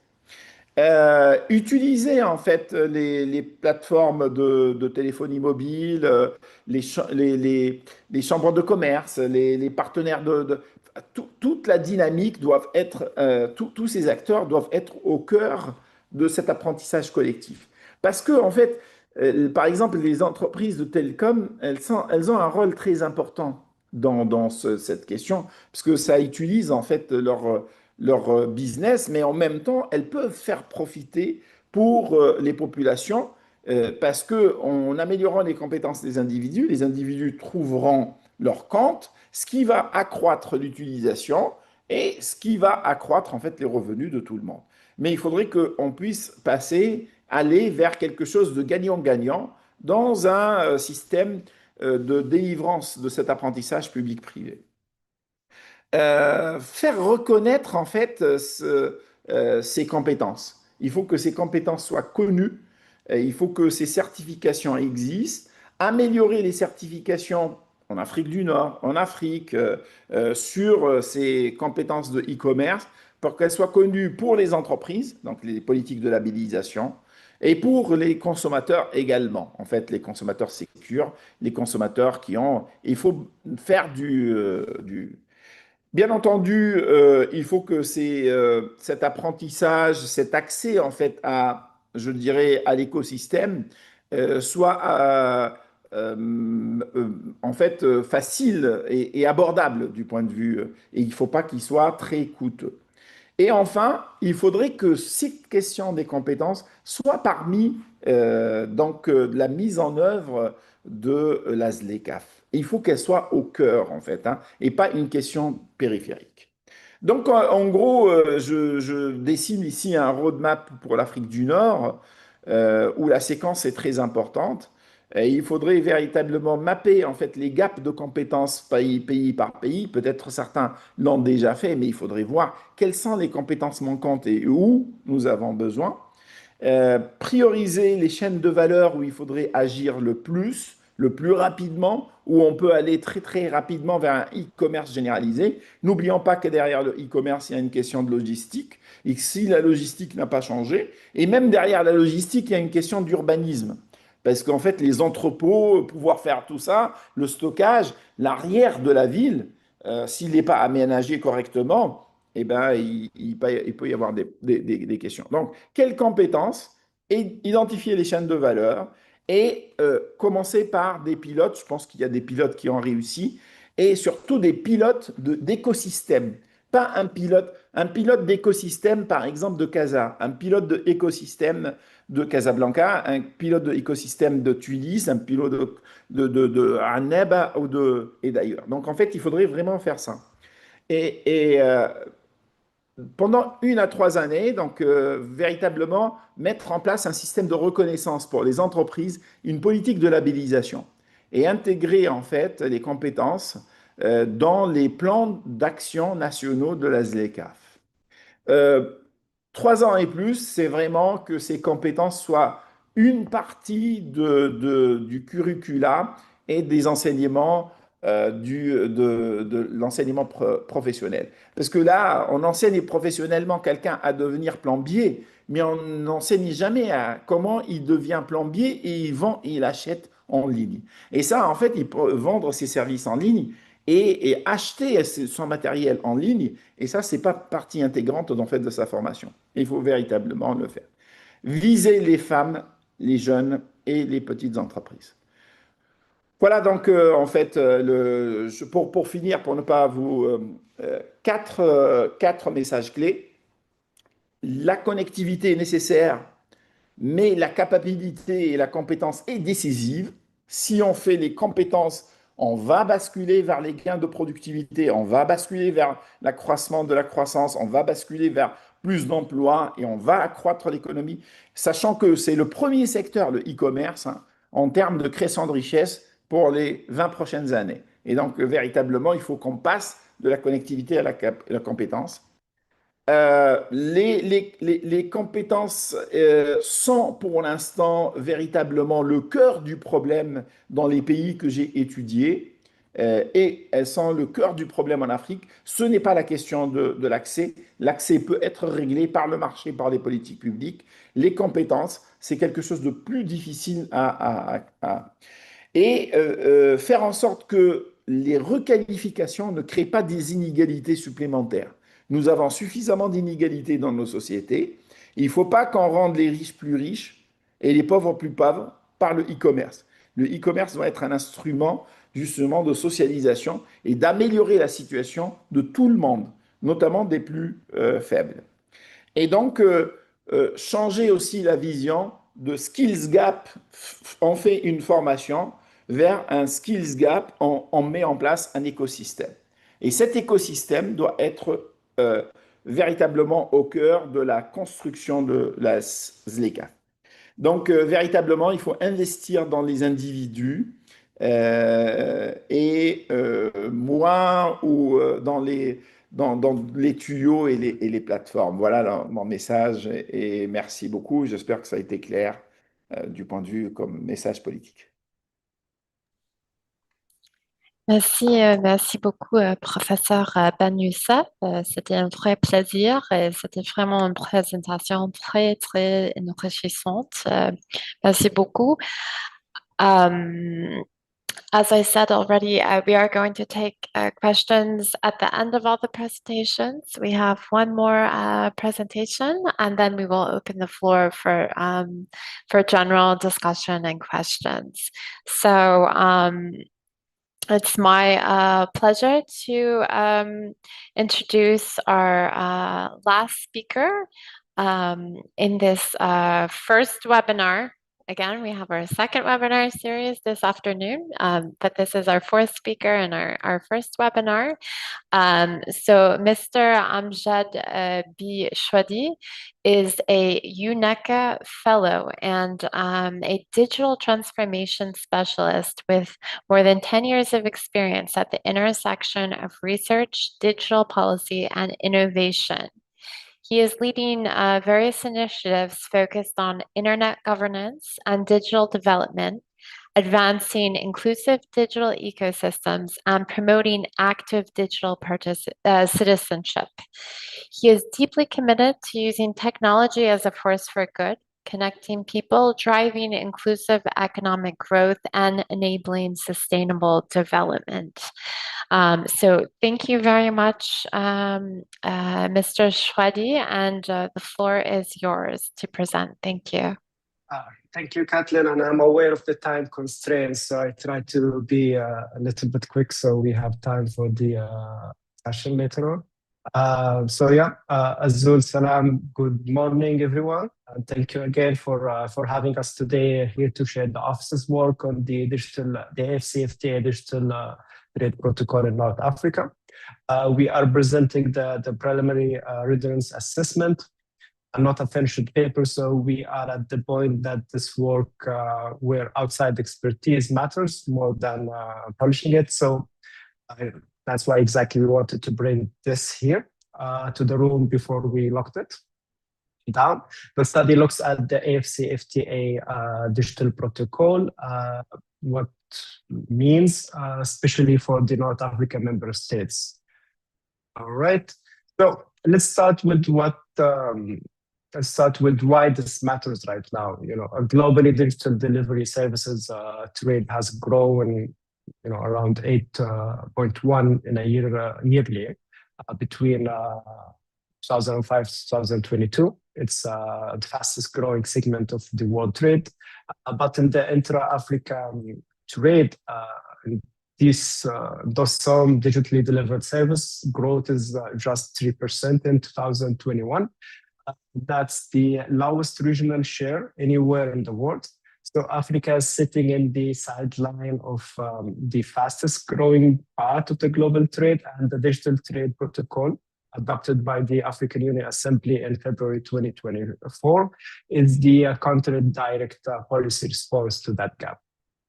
For North Africa especially, this is not an abstract. So we have Morocco and Egypt already competing with European and Asian hubs for business process outsourcing contracts. But right now, every country has its own data rules, its own e-signature laws, and its own payment systems and gateways. So the fragmentation is a real cost today. It's not a future risk, in our opinion. But briefly, let me exactly what is the digital trade protocol. So it's structured of 52 articles organized in 12 thematic parts with the 8 supplementary annexes that were adopted just last year in February 2025. Entry into force requires 22 states parties to ratify both the protocol and the annexes. The provisions that matters most operationally are the things like paperless trading, mutual recognition of e-signatures, interoperable digital identity, and real-time cross-border payments, etc. So it's also worth noting that what's excluded from the digital protocol. We have the government procurement, the digital procurement, the financial infrastructure, the digital currencies. So these are deliberate to preserve the fiscal and monetary policies space for the member states. The annexes being adopted in February 2025 is really a trigger point. That's what opened the ratification countdown where we are now right now. So in the sub-region of North Africa, 5 out of the 7 member states have ratified the AFCFTA agreement itself, the African Continental Free Trade Agreement. Libya and Sudan have not, but that's a separate track from the digital protocol itself. On the digital protocol, we have Egypt. Egypt is active in technical negotiation, but hasn't deposited a ratification instrument as of the early this year. Morocco's process is under parliamentary review through their clause with the GDPR, the European Union General Data Protection Regulation alignment. adds a little bit of complexity to the data provision. Algeria is in the consultation phase, but but data localization law creates a friction with the protocols. We have Tunisia. Tunisia is still under the process is bending, with the legislative alignment with the protocol and its annexes. When it comes to Libya, Sudan, and Mauritania, these countries face more of like a structural constraints, so political instability in 2 cases and capacity constraints in Mauritania. So I want to flag that this table explicitly is, if anyone in the room has more current information on what's going on the ground, please flag it to us so we can correct if needed. Okay. So we assessed the readiness of the digital protocol across 5 pillars that map directly on digital infrastructure, e-commerce, the market access, digital payment, digital identity and regulatory and legal frameworks. These 5 thematic pillars were derived directly from the digital protocol core provisions. So these articles were selected because they carry the most immediate and measurable compliance obligations, conditioning the DTP or the Digital Trade Protocol ratification and operational participation. So the pattern is fairly struck. So we have Egypt and Morocco are like a strong and across all 5 pillars. Then Tunisia and Algeria still sit in the middle. Meaningful progress, but real gaps. Libya, Sudan, and Mauritania are low across the board. And importantly, that is not because that the protocol disadvantage them. No, it's more of like some foundational preconditions for the participations simply aren't in place yet. So again, I will be upfront. The underlying data behind this is not uniform. So some of this is a hard infrastructure percentage. Some of it is more of like a qualitative judgment from the literature. So this is a good moment to ask that, does this tiering of the 5 pillars match what you see on the ground, where we think there are the most room for this agreement? In the opportunities side, on the upside, we found like there are like 4 main opportunity areas stand out of the ratification of the and the adoption of the digital protocol. We got the trade expansion. So because lower transaction costs accelerate the growth in the fastest growing trade segments. We have the SMEs and startup scaling. So because of harmonization of rules, give Africa-owned platforms easier access to the continental market. We have the financial inclusion, where cross-border payments integration can formalize what is currently a lot of informal cash-based cross-border trade. Then we have the regional value chain, where interoperable digital identity and data flows let firms function as embedded service provider regionally, not only nationally. There is a 5th area in the full paper, the FDI, the foreign direct investment, and the digital infrastructure investment, which I will skip now and for interest of the time.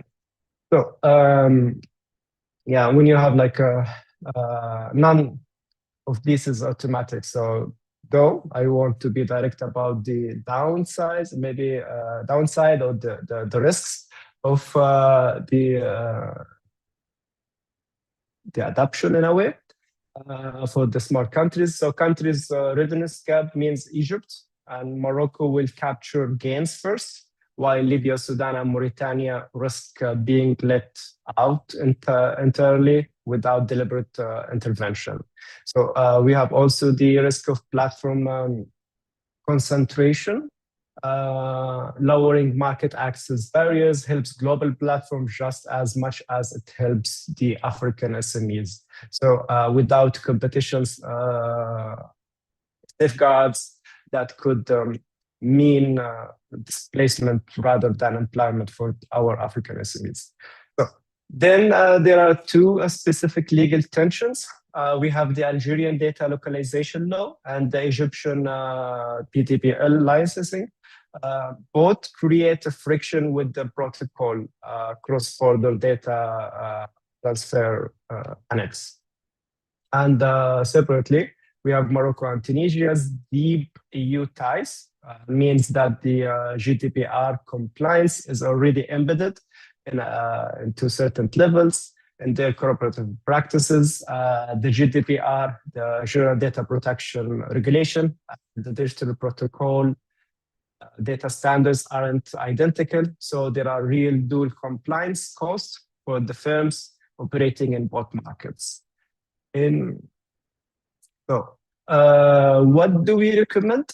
Three pillars, sequences for actions. We have the first one, the legislative and regulatory alignment, again and again and again, accelerating ratification, amending any data localization laws, local laws that contradict with the DTP where needed, and build an actual GDPR data DTP digital trade protocol compliance gateway rather than leave it to the firms to figure it out themselves. The second one is the digital infrastructure. We accelerating the PPA's integration and expanding digital identity infrastructure with the cross-border mutual recognition. We have also the SMEs and the private sector enablement. So the national DTP readiness programs, maybe innovation hubs, regulatory sandbox, that's also important. And then we have more into the B2B, B2G market access events and forums. I want to be honest again, this section of the paper is still marked as a work in progress. So a fourth pillar on the competition policy and inclusion is early development. Sequencing our prioritization, what we are missing. So what squarely on the table for discussion. Okay, so what we need from you for the discussion, maybe if we have some time, we have two main questions. That's the 5 pillars, readiness, tiring match what you see in the ground. The second one is what sequences or political economy risks are missing. And then thank you so much for your time, and in advance for your input. This paper is ongoing process. So please, if you have any comments, inputs, marks, either share it with us today in the discussion, in the comments, or feel free to reach out if anything you see is missing. And I would like to take the chance to also thank my colleagues in this publication, our team lead, Aziz Jaid, Economist Affairs Officer at the Office of Sub-Regional Office of North Africa, and my colleague Tayoun Kun. And again, thank you, Kathleen, for having us, and it's over to you. I tried to be fast as possible. Thank you. Thank you very much for that really interesting presentation on the digital trade protocol and also on the application within the North African subregion. So we are going to now take questions. We're going to open the floor for questions for all of the presentations which we've had. So please, if you have a question, please, participants, kindly raise your hand so that we can see your question, and then we'll go by that. So we do have a question. We have a hand raised from Yam Al-Hamaki. So if you would like to, I think you might. Yes, your microphone is Yes. activated. Okay, thank you very much. I would like at the first to express my gratitude for ECA for arranging such an important meeting, and then to all the presenters for their valuable presentations. Actually, my question is going to concentrate on the policy implications of all these presentations and researches, which means for us as African countries looking forward to activate the free trade area, I believe that the most important challenge for us is to be integrated in value chains for the enterprises specifically. And most of these presentations had concentrated on small business. And I believe this is a very good opportunity to enhance opportunities of job for youth, for women in the continent, and address challenges regarding poverty and unemployment. From here it comes that how we can do that, taking into consideration, I would like to hear from the presenters to how extent each of these presentations can have a policy recommendation regarding what we can do on a regional level, which means that I'm not talking for each country individually, but for the original level, we all know the challenges regarding infrastructure, regarding skills, upgrading skills, but these challenges we are marginalized compared to the advanced economies. And if we add the challenge of artificial intelligence, which is going to add to our marginalization internationally. So from this perspective, what priorities of policy that we have to take as African continent, as African countries, to try to address such challenges, taking into consideration the gap of finance and the challenge of finance. Thank you very much.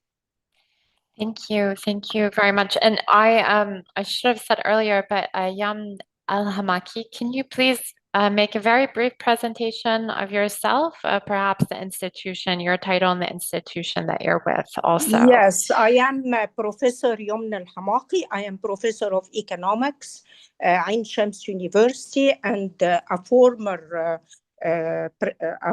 member in the Shura Council in Egypt, as well as I'm working in NGO. I am the head of NGO in Egypt, Integration for a Better Life, in which I am trying to address poverty for women, specifically in rural areas. And I managed to train more than 2,000 women and find for them opportunities of jobs. So I am working not only on the level of research, but on the ground, addressing the challenges confronting women. And there are a lot in Egypt. Regarding digitalization for women, I believe the gap of skills can be regarded as a very serious gap. So I have a lot of studies on field studies regarding the challenges confronting women and youth. And I have a unit in my faculty of business at Ain Shams University, in which I'm trying to help my students to enhance their awareness towards how to upgrade their skills so that to cope with the requirements in the labor market.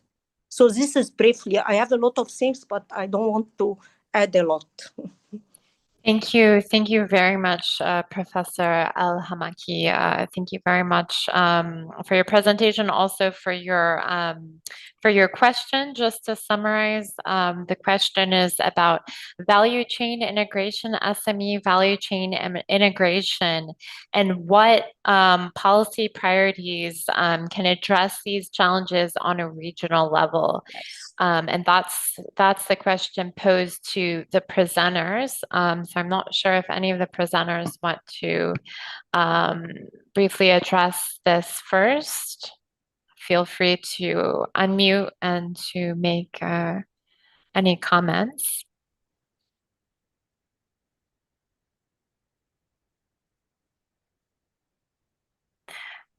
Do we have any of the presenters who would like to make any comments?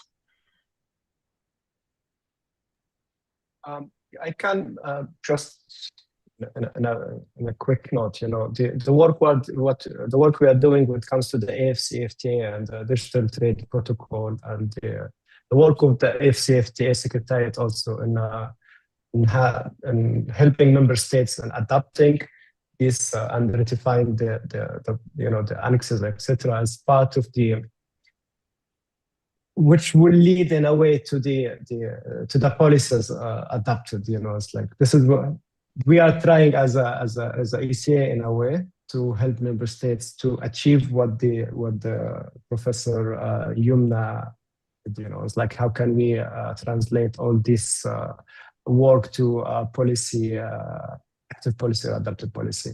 So we are just in a phase that studying what's going on, sharing the best practices, and then if requested, we help the member states in adapting these policies. But it needs to be, I believe, from within the member states themselves, and there's will be like a lot of political will, the understanding of the benefits that regional integration on such a protocol might help the whole markets, not only SMEs or women-led SMEs, etc. So it benefits all the aspects of the market, as I shared in my presentation, and also the speaker from UNCTAD already shared when it comes to the e-trade. So. Thank you, Mr. Shwadi. Do we have any other speakers that wanted to add on to this? Je peux peut-être juste ajouter quelques exemples une des études de préparation au commerce électronique, notamment une des plus récentes qui a été faite pour l'Algérie, et juste mentionner par rapport à cette question de qu'est-ce qu'il faut faire pour soutenir les petites et moyennes entreprises et notamment les startups. On peut mentionner deux dimensions, deux domaines politiques que j'avais mentionnés comme étant parmi les 7 qui sont couvertes par nos analyses. Alors d'abord, au niveau du développement des compétences, si on regarde la matrice station de l'Algérie, nous avons par exemple la mesure 6.3 qui s'intéresse plus particulièrement aux PME. Et je la lis simplement ici, renforcer les capacités des entrepreneurs du commerce électronique en matière de propriété intellectuelle. Donc, l'idée, c'est de vraiment avoir des actions de sensibilisation et de renforcement des capacités des micro et petites moyennes entreprises du commerce électronique en matière de propriété intellectuelle, notamment, afin de protéger et favoriser leur identité de marque et puis lors de leurs activités en ligne. Il y a aussi la mesure 6.5 qui est de renforcer les compétences des MPME et des femmes en matière d'utilisation des solutions numériques et postales pour accéder au marché domestique, mais également transfrontalier. Et si on regarde vraiment la dimension de l'accès au financement, également, il y a des mesures spécifiques qui sont incluses dans la matrice d'action, telles que mettre en place un fonds de garantie pour les startups et les petites et moyennes entreprises technologiques, ou alors enfin une autre mesure, faciliter l'accès des startups aux lignes de crédit à des taux préférentiels. Alors dans ce cas-là, il s'agit d'un exemple pays. Je sais que la question a été aussi posée du point de vue régional, mais c'est vrai que avec la CNUSED, on essaye toujours de voir un peu comment faciliter ce développement du commerce électronique et du commerce électronique transfrontalier d'une approche bottom-up, c'est-à-dire de dire si on peut capaciter les petites et moyennes entreprises à déjà offrir leurs services au niveau du marché national. Après, elles peuvent aussi commencer à entreprendre, essayer d'élargir leurs activités sur les marchés régionaux. Voilà, c'était juste quelques exemples concrets de recommandations des études. Merci.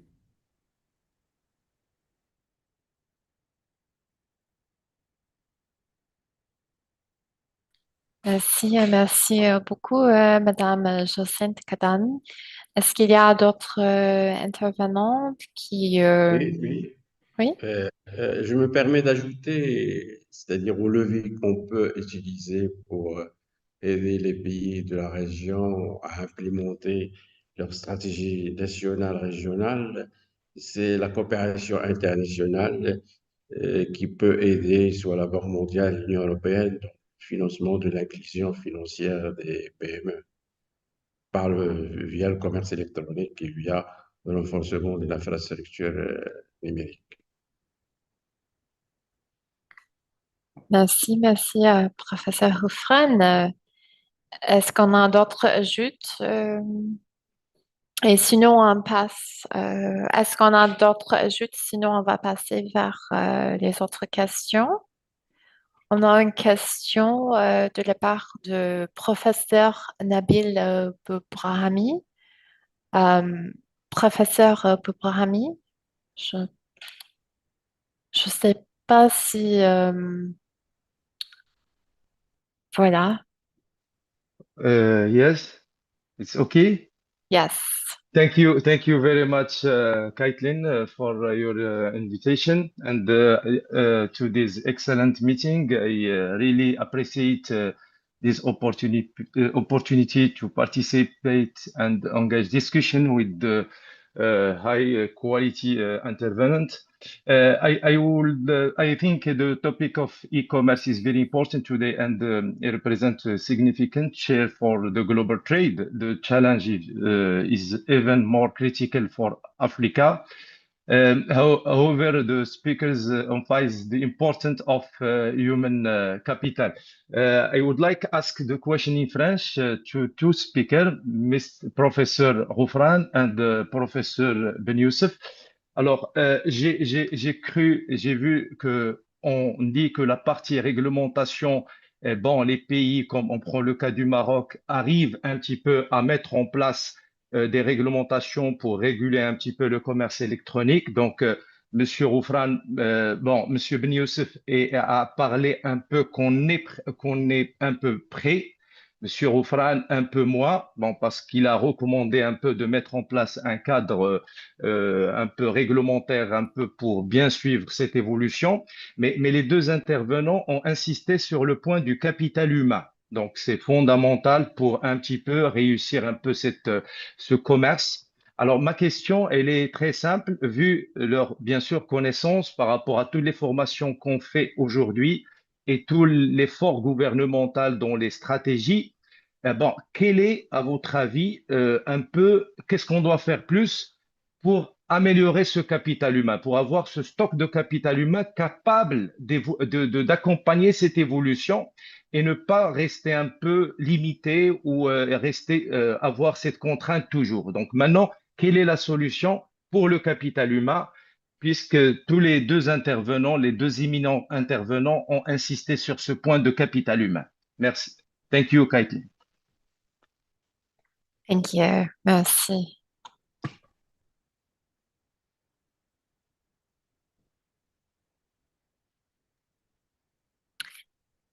Moi, ce que je peux dire, c'est, je me permets de répondre, et je crois que parmi les prérequis en termes de transformation numérique, et comme ça a été rappelé par la plupart des intervenants, il y a bien sûr l'infrastructure, l'existence d'un écosystème favorable aussi bien sur le plan juridique que sur le plan économique à l'expansion du commerce électronique. Mais, comme on dit, le capital humain est fondamental parce qu'il n'y a pas de richesse que d'hommes. Et justement, les gouvernements, ils sont conscients.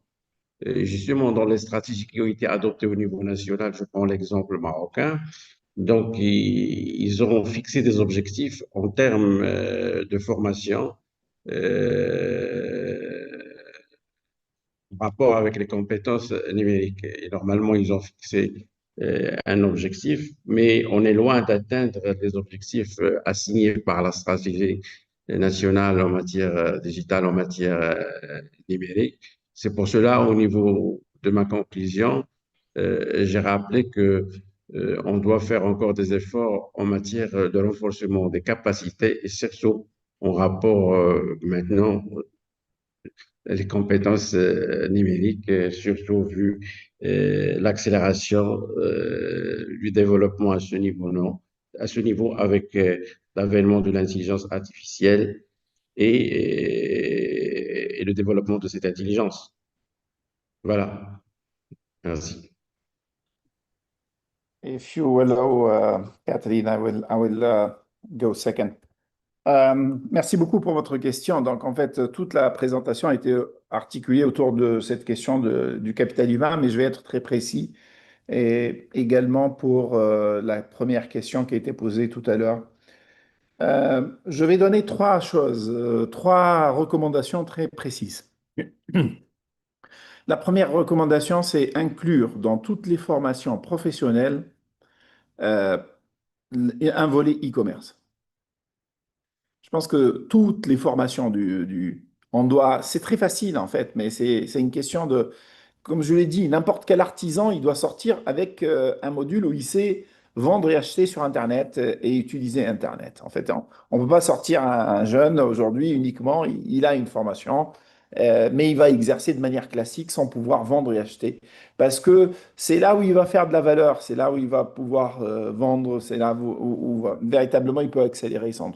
Et donc ça, c'est quelque chose de très facile à mettre en place et c'est quelque chose où les institutions internationales pourraient jouer leur rôle, les donneurs, les bailleurs de fonds pourraient réviser en fait les programmes, inclure une petite brique en fait pédagogique consacrée à ça. Deuxièmement, améliorer et généraliser les apprentissages informels. Euh, c'est quoi en fait? Pour que j'apprenne moi des autres, il faudrait que je les rencontre. Et en fait, pour moi, c'est accroître tous les volumes de rencontres, de foires, de relations, universités, petites entreprises. C'est là où, en fait, les gens apprennent. Et donc, en fait, c'est dans l'interaction qu'ils apprennent. Ils apprennent pas lorsque vous faites des formations. Ça, il faudrait. L'apprentissage, c'est la dynamique aujourd'hui, hein, prof universitaire. Nos étudiants nous zappent au bout de 3 minutes. Au bout de 3 minutes, ils regardent le premier slide, deuxième slide, troisième slide, ils zappent. Donc, si vous les mettez dans cette situation, là, ça apprend et ça échange, ils apprennent des pairs, etc. Et donc, en fait, vous avez des entreprises qui peuvent apprendre aux autres entreprises, des utilisateurs avancés, c'est ce qu'on appelle les lead users dans la théorie de la diffusion de l'innovation, on s'intéresse surtout en fait aux these lead users, les utilisateurs les plus avancés. C'est eux en fait qui vont diffuser la connaissance aux autres. Et donc il faudrait identifier ces utilisateurs avancés, les mettre dans les espaces de rencontre et permettre la diffusion des bonnes pratiques en e-commerce.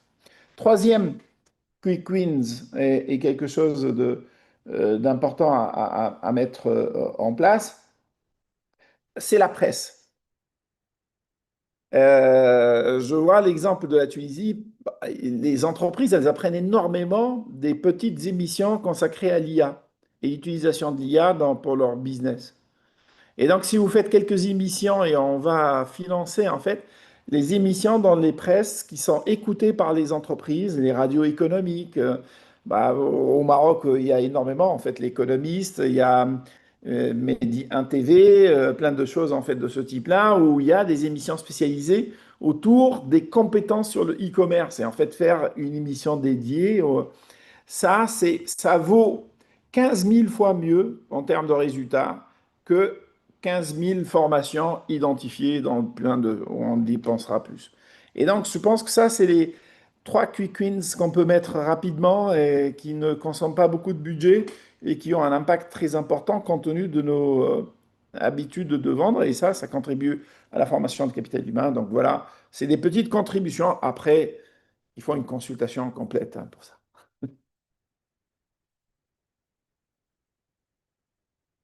You are muted, Kathleen. Thank you. Merci beaucoup, professeur Ben Youssef, et merci beaucoup aussi, professeur Houfran, pour les réponses. On va passer vers les autres participantes qui vont poser d'autres questions. On va passer vers Abdallah Moussaoui.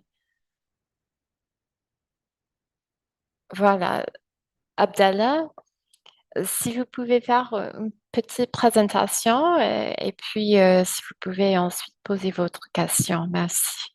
Et merci. Bon, c'est Abdallah Moussaoui. Donc, je suis consultant en transformation digitale au Maroc, donc avec une spécialisation pour les PME. J'aimerais bien partager un petit rex par rapport à des transformations digitales qu'on est en train de mener donc sur des PME. Donc, généralement, les transformations digitales, ils sont donc pilotées par des gens qui ont on peut dire, des espaces de technique. Donc, pour eux, la transformation digitale, c'est beaucoup plus, c'est acheter des matériels et de mettre en place on peut dire, une infrastructure technique. Après, comme il souligne, nos chers intervenants, ils zappent cette partie qui est capitale, c'est la partie humain. Donc, le leadership des dirigeants, aussi la formation on peut dire des collaborateurs, et surtout de gérer la transformation digitale en tant que process au lieu on peut dire d'un résultat qui est à une date début, date fin. Donc, c'est vraiment la transformation digitale. Donc, c'est un process d'amélioration continue. On mettre en place des éléments avec beaucoup plus d'appropriation de la technologie vers les process métiers, au-delà on peut dire on peut dire d'un achat d'un logiciel ou bien la mise en place d'une infrastructure. Donc, pour moi, ce qui manque par rapport à cette transformation digitale, c'est d'avoir ces mécanismes-là, on peut dire d'appropriation de la technologie vers les process métiers. Après, l'État, c'est vrai, il est en train de faire des énormes efforts par rapport à tout ce qui est stratégie, guideline et tout, mais qui ne sont pas accessibles par rapport à ces entreprises-là, donc qui sont des PME. Généralement, ce qu'on fait, c'est on adopte des modèles, on peut dire des transformations digitales des grandes entreprises, et on peut dire adapté à la PME. La PME au Maroc ou bien la PME chez les autres pays, il a un ADN différent par rapport à la grande entreprise. Et j'aimerais bien aussi souligner le point que les entreprises doivent aussi côtoyer l'école ou l'université pour exprimer leurs besoins. Donc, c'est pas généralement que l'université qui doit aller à l'entreprise, mais aussi l'entreprise qui doit aller à l'université pour échanger. Et cet échange, on peut dire interculturel et interinstitutionnel, qui va créer de la valeur ajoutée. Bon, c'est tout de ma part, merci. Merci, merci beaucoup d'avoir partagé ces observations. Est-ce qu'il y a des réponses de la part des participantes? Et sinon, on peut passer vers d'autres questions. Je pense qu'il y a deux autres questions qui ont été écrites. Ah oui, on a une question à Sadiq Moussa Ahmed. Sadiq Moussa Ahmed.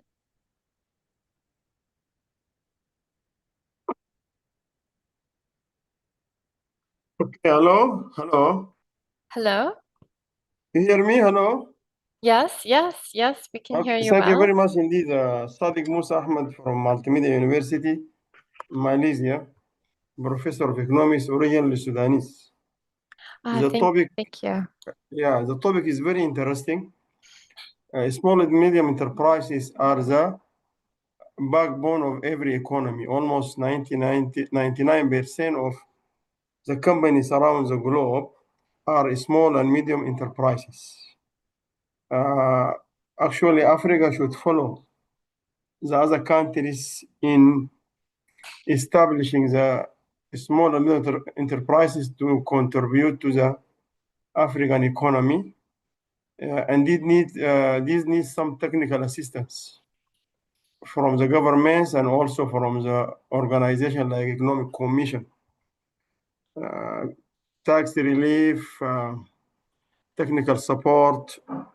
In this regard, for the Economic Commission of United Nations, they can provide training and technical assistance. As we academic, we have a lot of research about digital adoption in small and medium enterprises. The only problem, we don't have involvement with this organization. From here, I request from this organization to involve the local academics and professionals in writing policy papers and transforming these policy papers to action plan, as had been done by the World Bank and other institutions.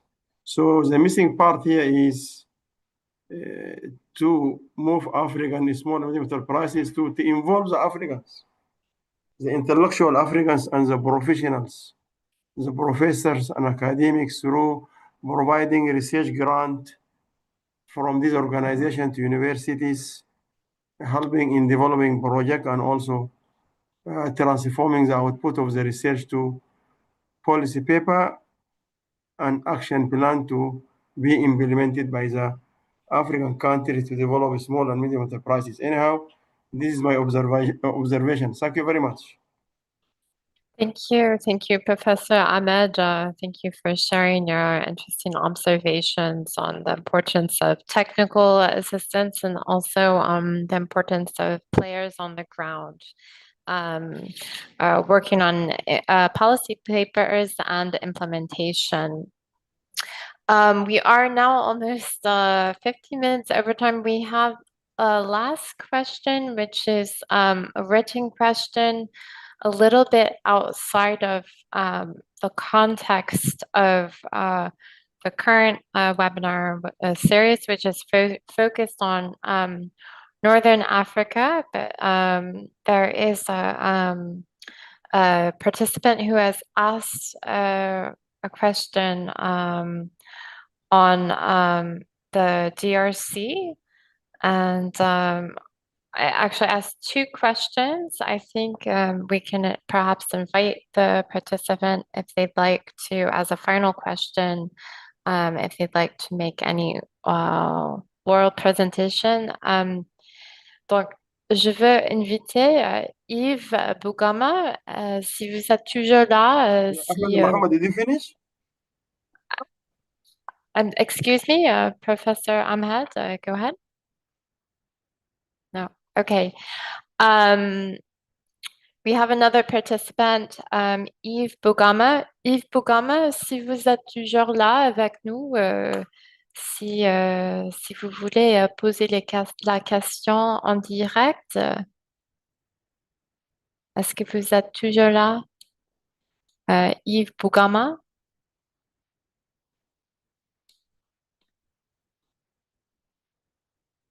Voilà. Yves Bougama, vous êtes bien là?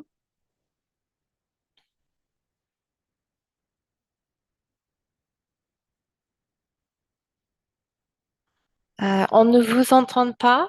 Je ne sais pas si votre micro est activé.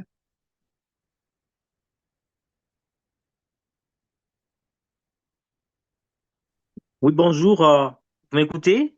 Oui, très bien. Merci. Bonjour.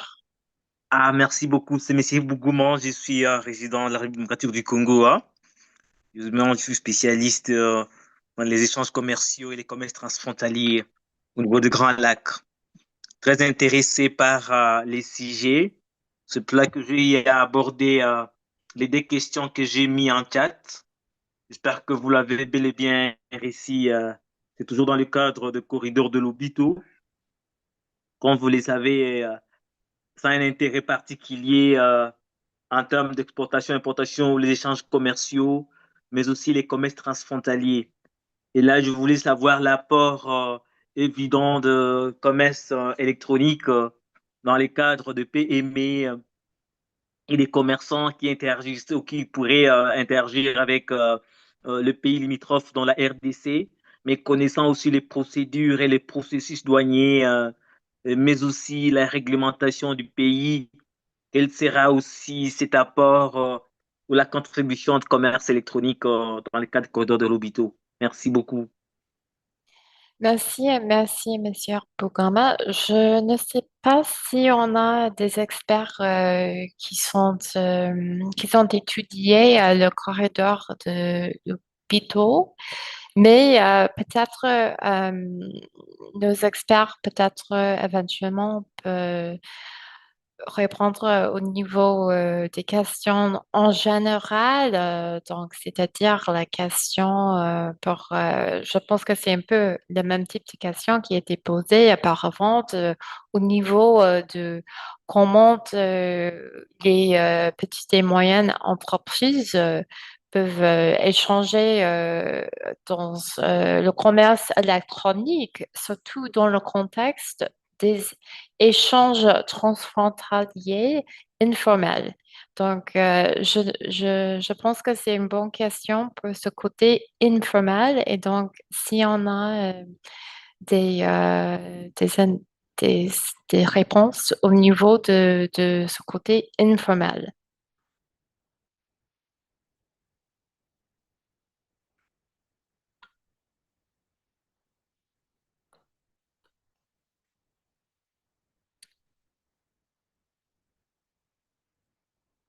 Je ne sais pas si on a vraiment étudié ce sujet, surtout comme je dis auparavant, c'est un webinaire qui se focalise sur l'Afrique du Nord. Donc, c'est possible qu'on n'a pas vraiment l'expérience avec le corridor de l'hôpital. En principe, dans ce niveau des échanges informels, ça c'est une question importante. Euh, En principe, ce sont souvent les échanges qui échappent, qui échappent en fait le commerce numérique. Donc, c'est-à-dire, on n'a pas même les données précises sur ce type d'échange. Donc, mais je pense que les questions, c'est très intéressant. Peut-être c'est une opportunité pour des études futures. Euh, Merci. Je ne sais pas si des autres intervenantes ont des réponses, des choses à ajouter sur le commerce numérique informel.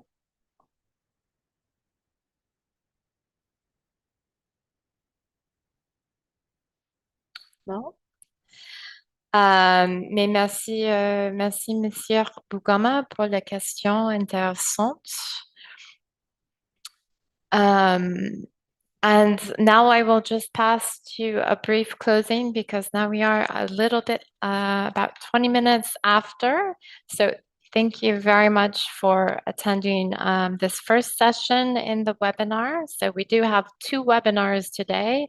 This is our first session where we heard a variety of different presentations, starting with the presentation of Professor Houfren, who gave us a nice overview of the WTO agreement on e-commerce and the Moroccan digital development strategies, including the digital transition towards Horizon 2030, as well as not only highlighting how Morocco is really a strong player in this area of digital transformation in terms of the laws which it has applied and the projects of laws which are underway, but also the areas that Morocco can increasingly further digital transformation for trade. We also heard from Ms. Julsane Kadani on UNCTAD's e-trade readiness assessment and specifically on different countries' e-commerce strategy development and including specifically looking at e-commerce adoption between different countries and the impact of the pandemic on e-commerce adoption and the importance of digital financial access and payments as a key to enabling digital commerce. We also heard from Professor Ben Youssef on the importance of not only competencies or skills, but also performance. The differences between upskilling and reskilling, how both are very necessary, and the very important role of consumer trust and confidence in governments. And he laid out a roadmap for North Africa to increase digital skills and in integration with the AFCFTA. And our fourth speaker, Mr. Amjad Bishwadi, has given us a nice overview of the AFCFTA Digital Trade Protocol, as well as showing us where different countries stand in adoption of this protocol. And as he mentioned, this is an ongoing work which we have, and we are welcoming the feedback of member states and participants in the members on sharing their feedback on the implementation of the AFCFTA digital protocol and in each of your countries across North Africa. So thank you very much to all of you, and just a kind reminder that we are coming back in just less than about an hour and a half, in less than 2 hours.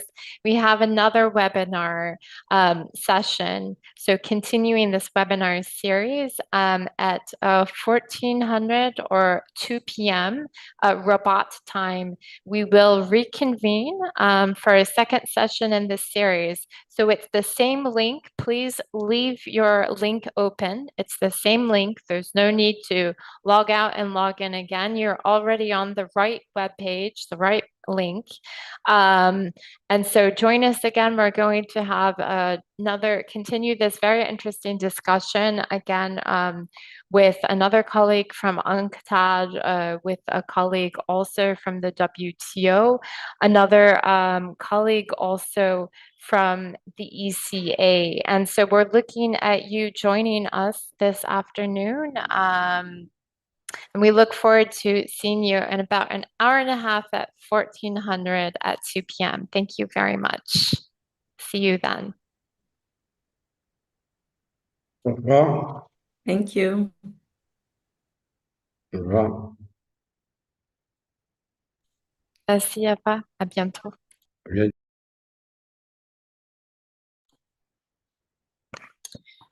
Okay, thank you everyone for joining us again for this second session on digital transformation and trade in North Africa. So this is our second webinar in this series. Our first one was this morning at 10 a.m. Rabat time, and this is our second one. So once again, just a very brief summary, as I gave a longer summary, a sort of introduction this morning, and we'll have lots of details also from all of our presenters. But just as a very brief summary, with this webinar series, we're looking to really foster policy dialogue and also offer practical experiences from the speakers to speak on digital transformation and how digital transformation can advance trade integration and the importance of digital infrastructure and the digital enabling environment for inclusive trade in North Africa. So in this second session, we have 4 presenters also who are representing a variety of institutions, including UNCTAD, the WTO, and of course UNECA as well. And so we are looking forward to each of their experiences, which they are going to share based on the work, of course, which they've done within their institutions and different programs, such as capacity building programs, which their institution has as well. So I'm going to introduce now our first speaker, Dr. Shamika N. Seriman. Dr. Siriman is the senior advisor to the Secretary General of UNCTAD. Dr. Siriman has been leading science, technology, and innovation at UNCTAD and also the UN Economic and Social Commission for Asia and the Pacific since 2012. As the Director of Technology at UNCTAD, she led the work on e-commerce and digital economy with a focus on supporting ESMEs, micro, small, medium enterprises, and women-led enterprises. As the Director of ICT at ESCAP, she spearheaded major regional cooperation programs. Among them are the Asia Pacific Information Superhighway Initiative for seamless broadband connectivity and the Regional Drought Mechanism for monitoring and early warning of drought through space applications. She has been guiding major publications on technology for development, such as UNCTAD's Digital Economy Report and Technology and Innovation Report. Currently, she serves as the senior advisor to the UNCTAD Secretary General, and Dr. Siriman has also led macroeconomic policy work at ESCAP and at UNEC, the United Nations Economic Commission for Africa. She has worked also for the Canadian Department of Finance and the World Bank. She holds a PhD in economics. So welcome, Dr. Siriman, and thank you very much. We're very pleased to have you with us this afternoon. Thank you.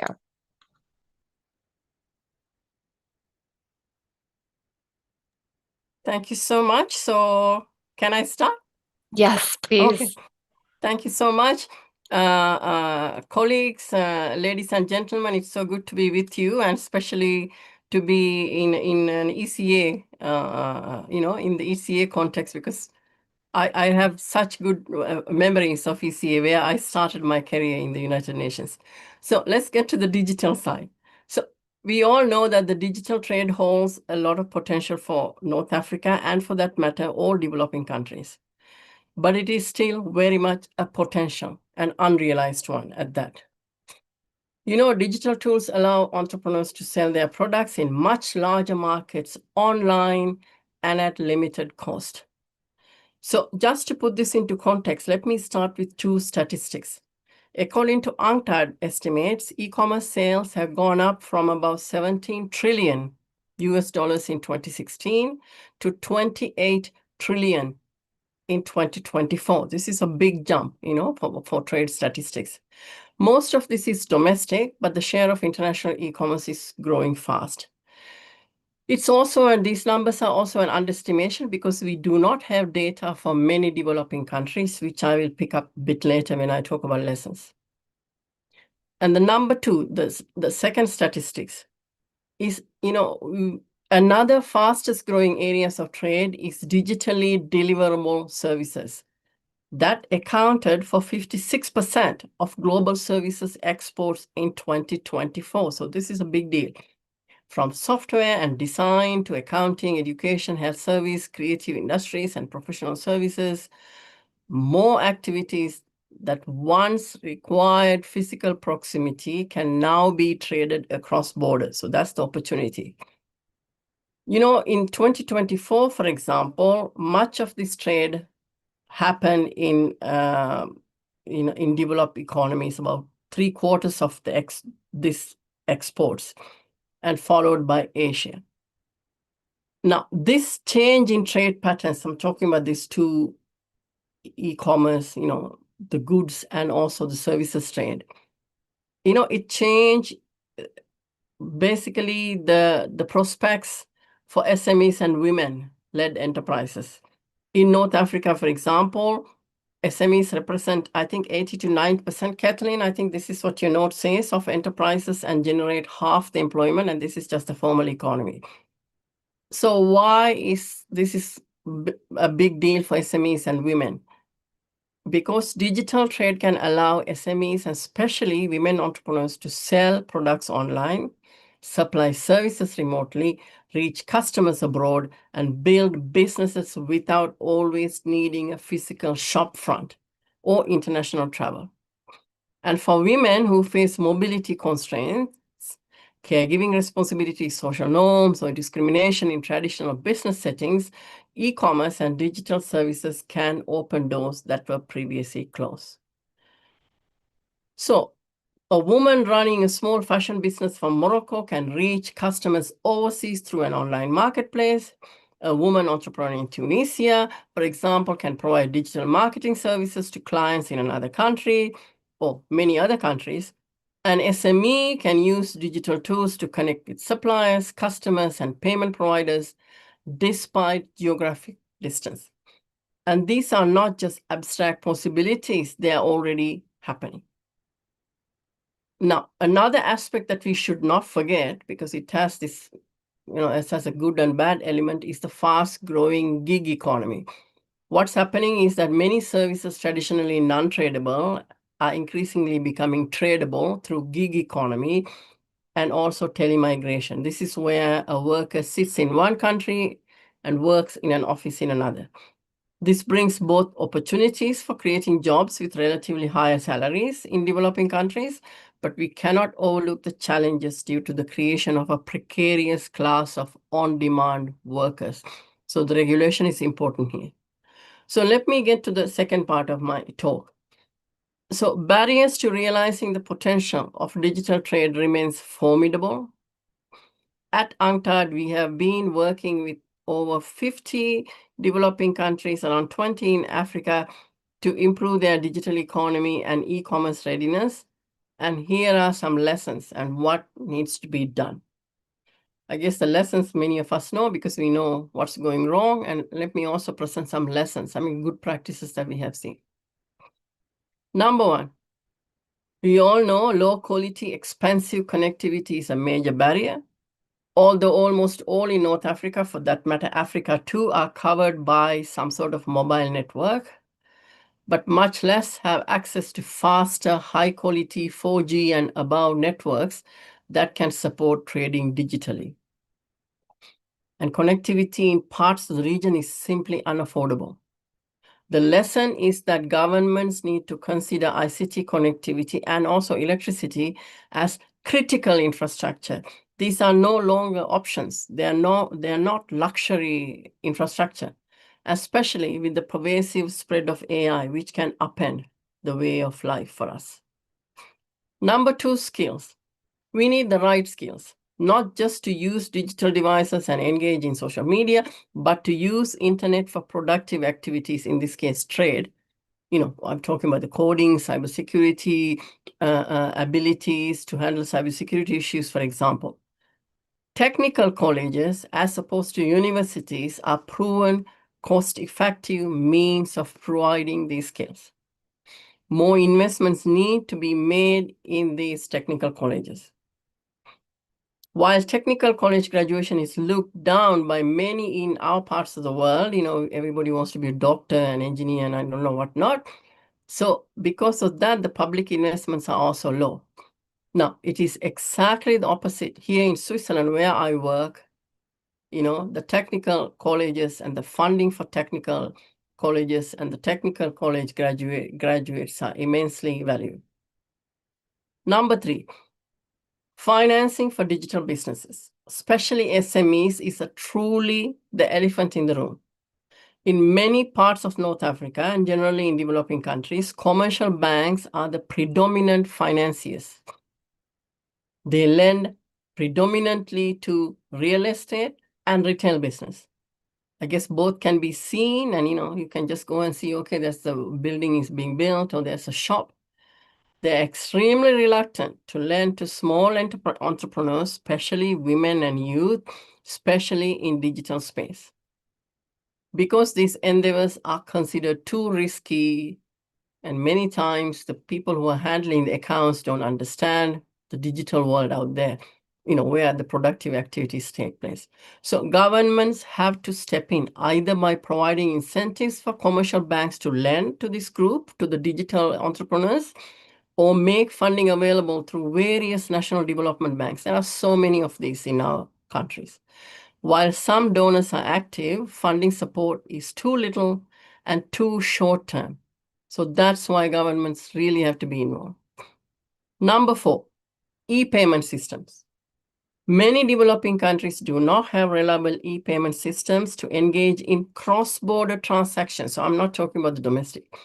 Now, in the domestic front, I must highlight that Africa leads in the adoption of e-payment system. I think my colleague Martin probably gave you some numbers. Many countries in Asia and the Pacific have been asking UNCTAD to share lessons and best practices from Africa. By the way, while Sub-Saharan Africa has a digital payment adoption rate of 45%, in comparison, North Africa's adoption is around 20%. So, but I am going back to talk about the cross-border payment systems, because you need cross-border to do payment system, to do international trade, and to do these digital services and a gig economy and all that. Now, much of the digital trade in the region is domestic and happening on a cash-on-delivery basis. On international trade, we have seen examples of private e-payment platforms exiting countries because trade volumes are not big enough for them. So not worth it. So this is a real issue. Number 5, countries need a strong regulatory environment that puts online transactions on a firm legal footing, gives clear protection for customers, buyers, and sellers, and has provisions to safeguard privacy and against cybercrime. You need trust, because if I don't trust your platform, I'm not going to buy anything and put my credit card on that platform. It's very simple. Now, around 45% of African countries have consumer protection laws. I think my colleague Martin must have shown you some numbers. Between 70 to 80% in Africa have privacy and data protection laws, cybersecurity legislation, and electronic signature legislation. But the issue is that these regulations and laws need continuous updating. And they are getting increasingly more complex. We find the enforcement of these regulations are sorely lacking. And here's a good practice is from West Africa and also from the Pacific. They have created regional platforms for training regulators. And this is a good practice because it's extremely difficult for nationally to do this on your own, because they are expensive and they need to be trained regularly, constantly. And now the last but not the least, logistics is a major barrier to overcome, as e-commerce customers expect fast delivery. I mean, we all know when you type whatever thing you want to get, you simply want it tomorrow to be delivered. So this means paying a lot more attention to digitalize customs and other trade facilitation systems. And in addition to setting up warehouses and distribution centers closer to consumers now. This is a big problem for many developing countries. We have examples of some governments governments establishing e-commerce platforms for SMEs to sell abroad, but without affiliation with these larger platforms like Amazon and Alibaba, managing logistics, and especially that last bit, the distribution centers, warehousing, has become a real nightmare. So what happens is that these platforms fold after a while, unfortunately. Now, what these lessons show is that governments have a big role in fixing these barriers, especially in low-income countries where private sector will not jump at these investments, to do the fiber and skills and financing. No, only if the ecosystem is there that they will start their businesses. Now, our experience supporting this many developing countries over the years to improve their readiness to e-commerce is that governments have been paying a lot of attention to ICT infrastructure with a 77% of implementation rate. And domestic payment system, remember, it's not cross-border, domestic, 63%. Access to finance lags at around 36% of taking action. A lot of unfinished business around skills and regulations. Now, so I think it's all come through. Having a whole of government approach to the digital portfolio is critical. Readiness to digital trade cuts across many government portfolios, ministries and agencies dealing with ICT, infrastructure, education, regulation, trade, financing, and the central bank too. They all need to work together. Now, this coordination is a nightmare. it doesn't work in many ways unless where the digital portfolio is handled at the highest level of the political system from a visionary prime minister or president's office, things do not move unless this happens. So remember, I said visionary prime minister, visionary leader's office. That vision is necessary. And also a very strong public-private partnerships are needed to find out what are the critical areas to nurture. Now, I'm coming to the end now. While everyone know, we all know that digital is the future. It's here and it's here to stay. Either we go digital or we go out of the system. The problem is that we do not have the good statistics to make a case for a finance ministries to get their act together on various investments that I mentioned about, from financing to payment system to skill building and more. And national statistics offices need to prioritize various aspects of digital trade statistics. Just start with how much e-commerce is happening. I used to work in a finance ministry and I know, we had this arrogance. Anyway, I was a young person then. There was an arrogance in finance ministries. If you don't show us numbers, listening to you kind of attitude is there. So numbers, statistics are so critical. Now, let me talk about the aid angle, ODA. Aid for trade can be a critical element of support. Unfortunately, ICTs represent only about 2% of total aid for trade commitments and about 1% of total disbursements. These are the last numbers I had. Meena, maybe you might have new numbers. Now, coordination among donors and development partners is critical to making limited funds more effective. And this has been a bit something that we have, have been eye-opener. Anyway, we all know, everybody comes and they have their pet projects and they're just doing their projects and then the project finishes and then they go back kind of things. In the countries that we support, national e-commerce platforms like the National Trade Facilitation Committees have been established to coordinate and prioritize donor funding. And this we have seen a good practice. Now, let me go back and finish with the women's predicament and women entrepreneurs. Digital ecosystem is male dominated. Women entrepreneurs have much less access to internet, they have much less technical skills, and they have unequal access to finance, as I shown before. All of these are holding women entrepreneurs back, even though there's a massive potential for women entrepreneurs in the digital space. Bringing the voice of women entrepreneurs who are active players in the digital space to the policy-making table is also essential. So the specific constraints that women face can be brought to the attention of policymakers. Now at UNCTAD, we have an initiative called E-Trade for Women Advocates. Now, those advocates have done a great job in building awareness in their own countries, and as a result, getting specialized training programs and mobilizing financial support for women-led enterprises. We need more of these kinds of programs for women to truly benefit from this area. Thank you so much.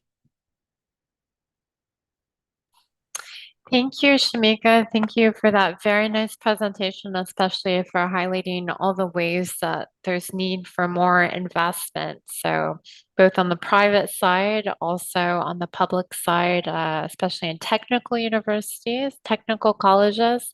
I thought that was a really, really good point of a practical way that, we can encourage the digital skill development, and also the need for more investment in terms of development aid as well, available for the digital transformation and digital trade. Thank you very much. Just a reminder that we are going to go have general questions at the end of all 4 presentations. So we're going to move on now to our next presentation by Mrs. Lilia Hashem Nas. I'm going to now introduce Mrs. Lilia Hashem Nas. She is a senior expert in international trade and sustainable development.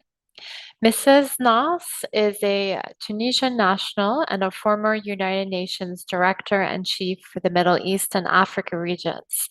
During her career at the United Nations, she worked for 3 organizations, including the International Trade Center, the United Nations Economic Commission for Africa, and the United Nations Institute for Training and Research. And she filled different roles and held diverse positions at the senior level in these organizations. Mrs. Noss has extensive experience in coordinating and implementing complex development programs to achieve sustainable and inclusive economic growth, focused on supporting institutions and SMEs' competitiveness to expand internationally, promoting regional integration and South-South cooperation, harnessing digital and green transformation to foster employment creation. Prior to joining ITC, Mrs. Noss worked for the Hewlett-Packard Company in the US and for the Tunisian Export Promotion Center in Tunisia. She holds an MBA in International Business Management and a Master of Science in Management Information Systems from the University of Maryland College Park in the US, as well as master's degree in international trade from the University of Tunis and a bachelor's from the Institute des Hautes Études Commerciales in Carthage. So thank you very much, Mrs. Nas, for joining us. And now I hand over the floor to you. Thank you. Thank you. Thank you very much, Caitlin, for the introduction. Good afternoon to all. Bon après-midi à tous ceux qui participent avec nous. Je vais faire ma présentation en français pour, comme a dit Adel ce matin, pour équilibrer entre l'anglais et le français. Et je vais partager mon écran en espérant que je puisse savoir comment faire. Oui.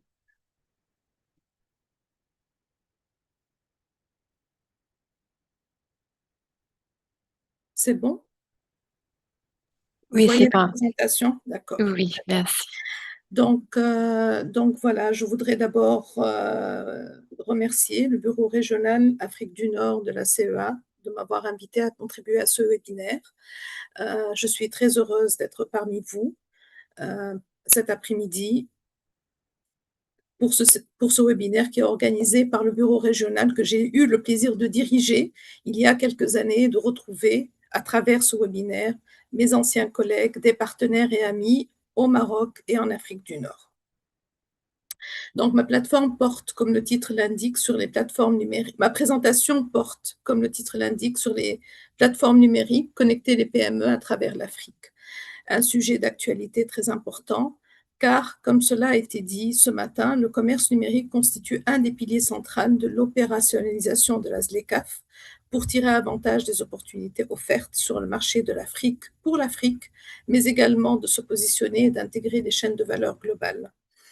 Je me présente aujourd'hui comme experte senior parce que j'ai pris ma retraite de ITC et donc je ne parle pas au nom de ITC dans lequel j'ai passé plusieurs années, comme ça a été dit par Caitlin.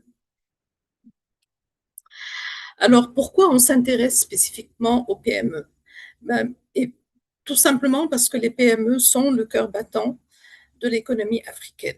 Selon la Banque mondiale, il est recensé plus de 40 millions d'entreprises, toutes tailles confondues, formelles et informelles, en Afrique. Les PME représentent 90% du tissu économique africain, 40% du PIB au niveau continental, 50% des emplois formels. Ces PME jouent un rôle important pour le développement du continent et pour amener le continent à changer sa direction future, d'abord en générant de la croissance économique, deuxièmement en étant celle qui crée le plus de nouveaux emplois, je pense que ça a été dit tout à l'heure, en stimulant la création et l'innovation, et puis en aidant à absorber les chocs externes parce qu'elles sont beaucoup plus agiles et flexibles face à ces changements soudains. Comme on parle des plateformes numériques, je me suis dit, il faut quand même définir de quoi on parle. Alors, une plateforme numérique, c'est Digital Platform, c'est un espace virtuel qui facilite l'accessibilité à un service, un contenu ou un produit d'une entreprise à ses clients. Entreprise peut être remplacée par une entité, par une administration, donc d'une entité qui offre des services ou des produits à ses clients. Ces plateformes, elles ont été stimulées et poussées par l'évolution très rapide des technologies de l'information, l'amélioration exponentielle de la capacité de numérisation ou digitalisation et de traitement des données ou analyse des données et la baisse des coûts d'utilisation au niveau global. Elles sont devenues, ces plateformes vont au-delà du commerce lui-même. On a beaucoup parlé de commerce électronique, mais en fait, ces plateformes, c'est plus que le commerce. Elles intègrent les processus opérationnels permettant d'améliorer l'efficience des PME. Elles deviennent également un outil de référence et nécessaire pour intégrer les chaînes de valeur, comme l'a dit professeur Siliman avant moi. Elles permettent aussi aux PME d'interagir avec leurs fournisseurs, leurs partenaires, leurs clients pour mieux répondre aux conditions d'accès au marché. Et ça, on va y revenir un peu plus tard. Donc, ces plateformes sont devenues un élément clé des stratégies opérationnelles des PME africaines pour soutenir leur expansion, l'innovation et l'intégration dans les chaînes de valeur globales. Depuis ce matin, nous avons beaucoup parlé de la croissance rapide du commerce numérique et j'ai voulu quand même mettre quelques chiffres. Il y en a plusieurs qui ont été dits, mais là, j'ai pris quelques chiffres qui ont été indiqués dans des études faites par différentes institutions. Alors, selon la US International Trade Administration, le nombre d'utilisateurs de commerce international en millions en Afrique a augmenté de 140 millions en 2017 à 500 millions en 2025. Donc, ça a été multiplié plus que par 3 en fait. De même, pour le taux de pénétration de e-commerce, il a augmenté de 13% jusqu'à 40% en 2025. Comme ça a été expliqué ce matin, cette augmentation a été impulsée, entre autres, par la crise du Covid et les mesures de protection qui ont forcé les populations à adopter les achats en ligne de produits et de services. Et cette tendance a continué parce qu'elle a cassé certaines des barrières auxquelles les consommateurs faisaient face, et on en a parlé aussi, telles que la confiance, la protection des données, le fait de savoir que mon produit sera livré ou pas, etc. Donc, comme cette barrière a été cassée, les consommateurs ont continué à acheter en ligne. Et l'administration américaine estime que la taille du marché du e-commerce électronique atteindra probablement 113 milliards de dollars d'ici 2029 en Afrique.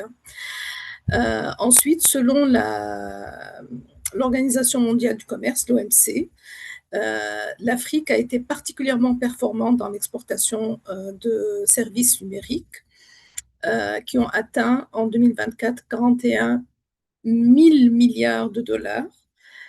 Mais ça reste quand même une partie très très faible des exportations de services numériques mondiaux. C'est juste 0,86% du total mondial.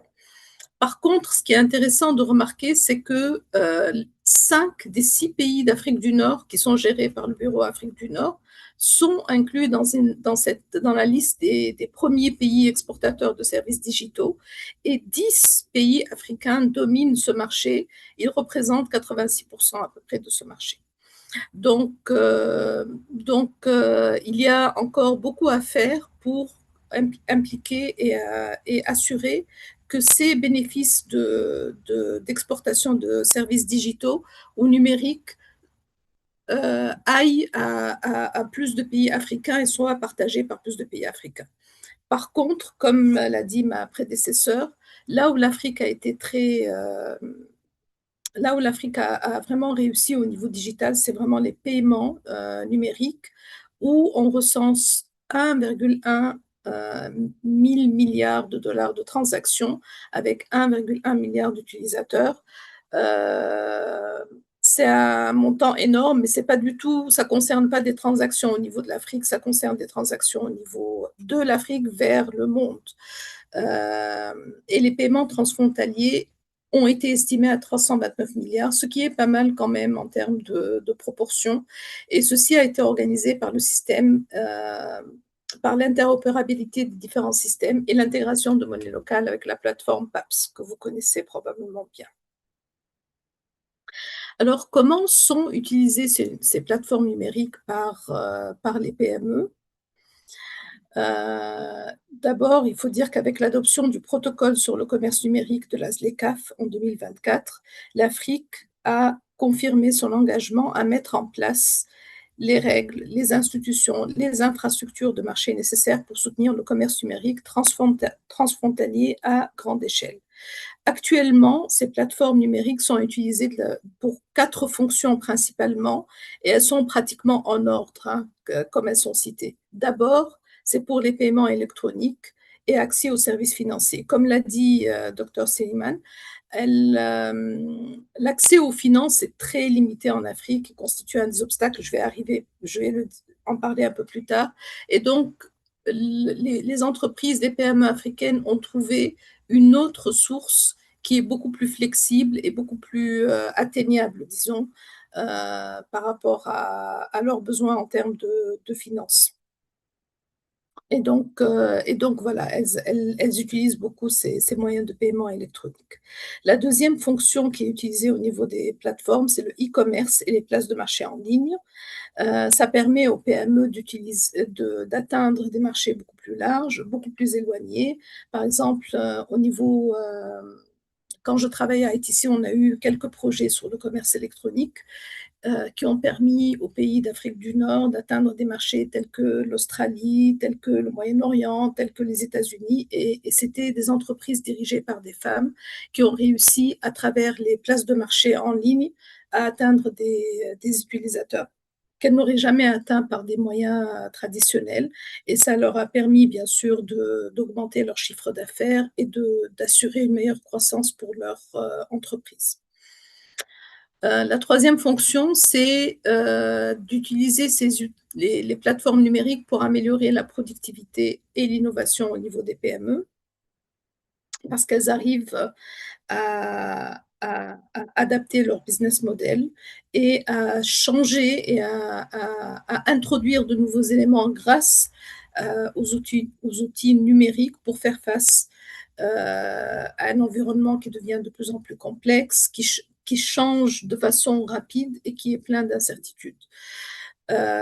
Toutefois, malgré le fait que beaucoup d'entreprises ont accès à ces outils numériques, très peu d'entre elles les utilisent réellement pour des opérations, pour leur processus opérationnel ou la logistique ou l'analyse des données. Et je vais y revenir un peu plus tard. Et finalement, la quatrième fonction, c'est l'intégration dans les chaînes de valeur régionales ou internationales. Alors, les avantages de plateforme, et je pense que ça a été un peu dit par mes prédécesseurs, bien sûr, c'est faciliter et améliorer l'accès à un marché très étendu. Les plateformes donnent aux PME une meilleure visibilité et leur permettent d'interagir avec leurs clients et d'engager leurs clients dans le processus de vente grâce aux outils de marketing adaptés, des outils interactifs et bien sûr la vente et les paiements en ligne qui rendent des produits beaucoup plus accessibles. Ces outils numériques permettent aux PME d'améliorer l'efficacité et l'efficience de l'entreprise. La numérisation et l'automatisation de processus opérationnels permettent de réduire les coûts, de réduire le facteur temps et assurer une meilleure utilisation des ressources disponibles. Elle renforce, et par là même, donc, à cause de cette meilleure efficacité, les outils numériques permettent aux entreprises de renforcer leur compétitivité et surtout, elles leur permettent d'avoir une analyse beaucoup plus fine et beaucoup plus approfondie des informations sur les marchés, sur les conditions d'accès au marché, sur les tendances futures, les consommateurs, les clients, de recueillir les avis des clients, etc. Et donc, réellement, elles arrivent à mieux répondre aux besoins de leurs clients et de mieux se positionner et d'être beaucoup plus compétitifs sur leur marché actuel ou futur. Les plateformes numériques leur assurent un meilleur accès aux ressources financières. Et ça réduit en fait le gap qui est laissé par les banques traditionnelles qui n'arrivent pas à servir ou à être en conformité avec les besoins des PME qui sont relativement petites, qui n'ont pas besoin, qui n'arrivent pas à obtenir des prêts ou des financements à petite échelle de la part des banques traditionnelles. Les plateformes numériques assurent aussi aux PME un accès au savoir, à des ressources diverses, des expériences diverses à travers le monde, des communautés au niveau global. Ça leur permet de générer des idées, de générer des innovations, de trouver de nouvelles solutions et d'adapter ces solutions à leur environnement local. Et on va aussi en parler un peu plus tard. Finalement, ça leur permet de créer des emplois et d'assurer des revenus plus élevés par la nature même de ces emplois qui sont créés par ces entreprises. Donc, quelques exemples de plateformes numériques africaines. Comme vous pouvez le voir, elles couvrent un grand ensemble de domaines et de thématiques. Et ce sont toutes généralement des startups, des entreprises africaines, parfois régionales, parfois couvrant des régions multiples, mais qui répondent à des besoins spécifiques au niveau du marché africain.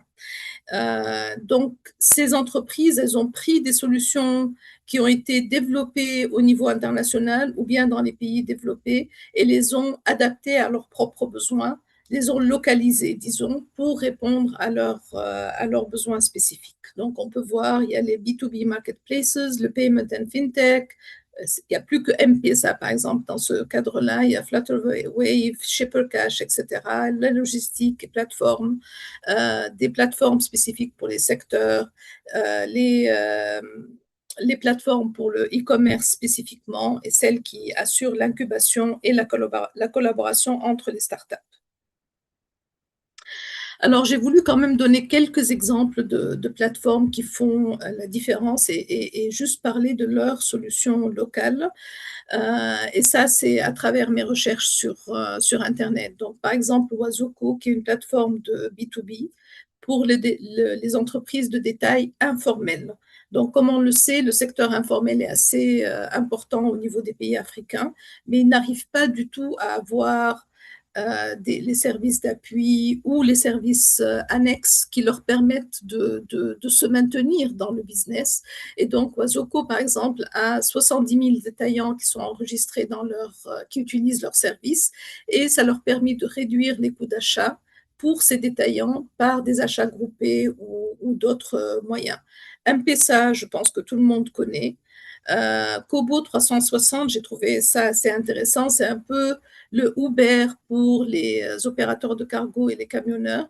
Et donc, il assure la connexion entre les opérateurs de cargo pour délivrer les marchandises prises dans des conteneurs pour plutôt commander auprès des camionneurs la livraison de marchandises qui arrivent dans des conteneurs à différents endroits. Et donc, cela concerne 50 000 micro-transporteurs et ça permet d'avoir des délais de livraison beaucoup plus courts, mais aussi des coûts de fret beaucoup plus bas. Et l'autre exemple, c'est Apollo Agriculture, qui est une plateforme de fintech pour l'agriculture et qui assure l'achat de matières premières, des inputs, le lien avec les marchés pour les petits producteurs, les formations pour les petits producteurs pour qu'ils aient une meilleure productivité au niveau de leur terrain. Et là, ils ont une base de données, ils travaillent en tout cas avec plus de 600 000 agriculteurs au niveau africain. Donc, cela montre un peu la localisation de certaines solutions externes sur le marché africain par rapport aux besoins des pays africains. Par contre, et cela a aussi été dit par plusieurs présentateurs avant moi, malheureusement, le potentiel est énorme, mais il n'est pas réellement exploité et il reste beaucoup de défis qui subsistent face aux PME. Donc, il y a beaucoup d'opportunités, il y a beaucoup de changements qui sont en train de se produire sur le continent, mais les défis sont énormes. Alors, j'ai quand même voulu séparer les deux parce qu'il y a les défis que nous connaissons tous et auxquels les PME font face pour leur business de tous les jours. Il s'agit de l'accès au financement. on l'a déjà dit, l'environnement des affaires qui reste très complexe, très fragmenté, pays par pays, et donc il freine l'initiative privée, il freine l'innovation, l'accès au marché et la concurrence des grandes entreprises qui arrivent sur le marché avec des prix beaucoup plus compétitifs et étranglent les petites et moyennes entreprises, ne leur laissent pas la chance d'avoir leur place ou leur espace sur le marché, sauf le marché local probablement. Et le déficit en infrastructure, que ce soit les infrastructures de logistique, électricité, les routes, etc. Donc déjà, les PME souffrent au quotidien de ces défis. Pour le numérique, en plus, il y a le coût élevé de la technologie, jusqu'à 35% plus élevé que dans d'autres régions du monde. Il y a le coût, l'infrastructure numérique inadéquate, le bandwidth qui est très limité, la connectivité qui est très limitée et qui n'est pas accessible à toutes les tranches de la population. Et puis, on a aussi parlé des lacunes en compétences numériques au niveau des PME et qui n'arrivent pas à s'aligner, à s'adapter à l'évolution très rapide de ces technologies. Donc non seulement l'accès, il n'est pas équitable, il n'est pas égal à tous les niveaux, ce n'est pas la même chose dans les zones urbaines que dans les zones rurales, ce n'est pas la même chose pour les femmes et les autres, les PME gérées par des femmes et les PME gérées par les autres, les hommes, pour les jeunes, pour les plus âgés, etc. Mais en plus, le manque de formation et le manque de programmes spécifiques fait que les PME ont des difficultés à vraiment utiliser le potentiel des plateformes numériques. Là, par exemple, selon un rapport de la Banque mondiale et de l'OMC, cela montre le prix qui est beaucoup plus important de la connectivité par rapport au mobile et par rapport aux lignes fixes. Et on voit vraiment la différence. Et je pense qu'il s'agit là de l'Afrique subsaharienne spécifiquement. J'ai voulu quand même montrer statistiquement qu'il y a quand même un gap entre les prix en Afrique et les prix au niveau des autres régions du monde, et le gap qui existe au niveau de l'utilisation de ces technologies qui représente, par exemple, pour Internet, moins 36,2% par rapport au reste du monde. Donc, pour les entreprises et dans les fonctions de l'entreprise. Donc, cela montre qu'il y a quand même un retard assez important qui doit être éliminé pour permettre aux PME de vraiment exploiter comme il faut le potentiel de ces plateformes numériques. Ça, c'est un autre tableau qui a été produit par IFC et qui montre que très peu d'entreprises utilisent les outils numériques pour des fonctions de façon intensive, pour des fonctions opérationnelles de l'entreprise, par rapport à juste avoir un outil et une présence sur un téléphone mobile ou juste communiquer ou connecter sur un téléphone mobile. Donc voilà, pour finir, j'ai voulu quand même mettre quelques recommandations parce que pour libérer ce potentiel numérique, il est essentiel d'adopter une approche logistique holistique qui implique le secteur privé, le secteur public, mais aussi la société civile, qui intègre un soutien réel et sérieux de la part, au niveau politique, de la part des autorités publiques, qui intègre aussi l'inclusion financière des PME, la transformation numérique et l'expansion vers les marchés africains. Donc, un des points importants pour les PME pour vraiment utiliser les plateformes numériques pour mieux profiter des opportunités qui sont offertes par le marché africain, c'est l'harmonisation de la réglementation. Cela commence petit à petit en mettant en opérationnalisant la ZLECAf et le protocole, bien sûr, pour le commerce digital, mais il reste encore beaucoup à faire. On a 5 ans de transition, il faut vraiment que ça soit pris à bras le corps et que ça soit vraiment mis en œuvre et suivi par plusieurs pays pour permettre la digitalisation du commerce transfrontalier.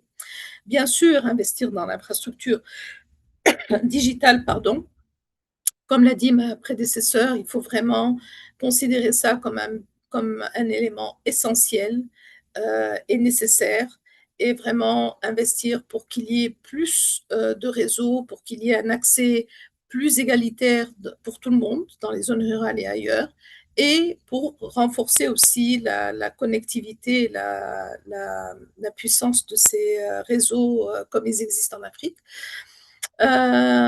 Encourager la transformation digitale des PME, promouvoir les outils qui facilitent la digitalisation des opérations courantes, mais aussi la reconnaissance de certains processus quand ils sont faits de façon électronique, tels que l'identité électronique, la signature électronique, on n'a pas toujours besoin de documents papier, mais aussi d'avoir des programmes de formation adaptés et de renforcement des compétences pour que les PME puissent s'adapter et s'ajuster à l'évolution des différentes technologies. Et puis finalement, le gros problème, c'est toujours le financement. Il faut élargir le financement des PME pour renforcer les écosystèmes FinTech et donner plus de flexibilité, améliorer l'accès aux PME à un crédit abordable, à des taux d'intérêt abordables et des systèmes de paiement qui sont interopérationnels entre les différents pays. Voilà, et cela m'amène à la fin de ma présentation. Merci beaucoup. Merci beaucoup, Madame Nas, pour votre présentation sur les plateformes pour la digitalisation, pour le commerce électronique.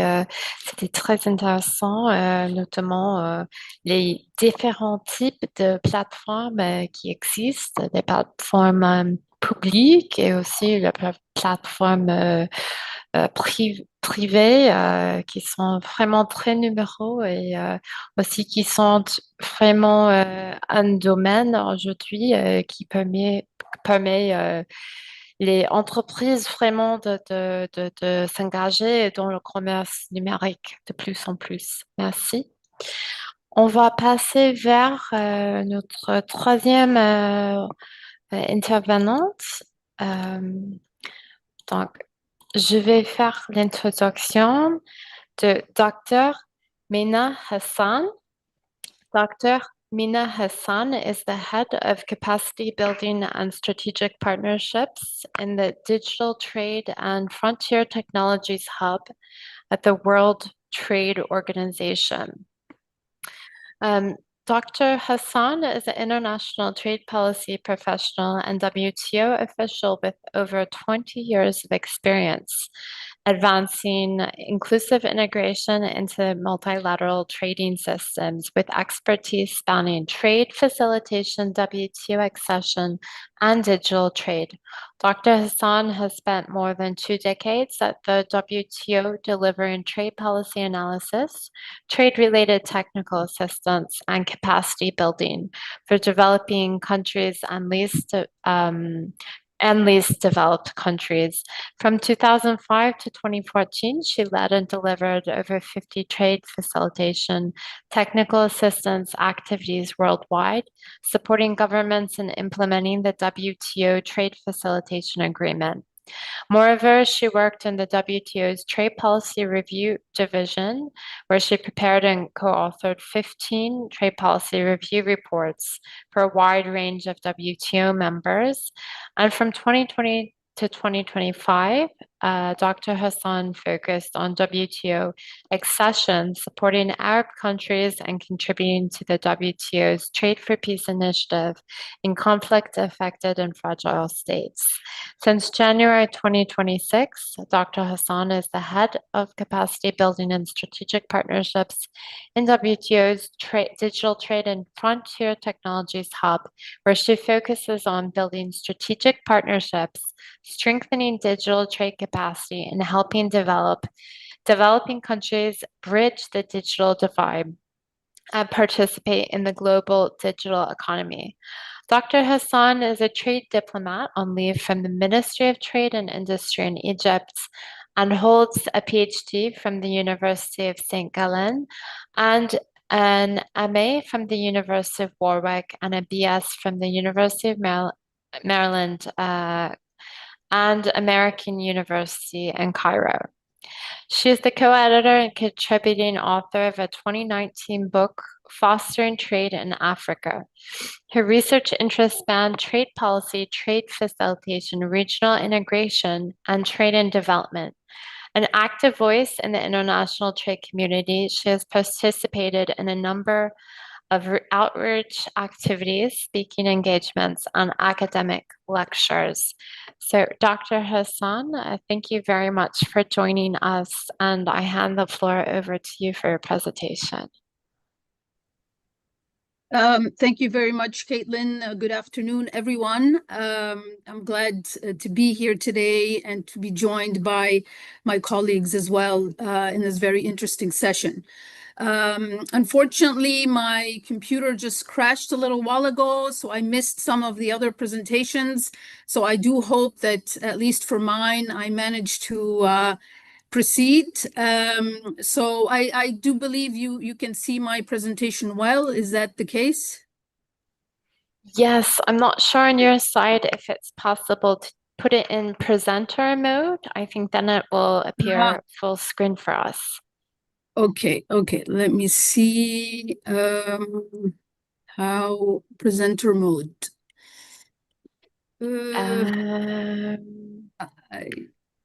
How do I get this? It says here presenter layout. Because do you see the next slide, or do you see? Yeah, we also see the next slide. Yes. See. Or otherwise, if you go back, I'm not sure if you could also kind of do full. Yeah, maybe that one. Swap. Swap. Yes. View. Let's see if that does it. Yes. Okay. I think. Yes, that's perfect. That's it. Okay, great. Okay, so the presentation for this afternoon will kind of focus on the rules or the rulemaking process at the WTO, which relates to e-commerce. Okay, so I'm trying to move to the next slide. Yeah, let me see.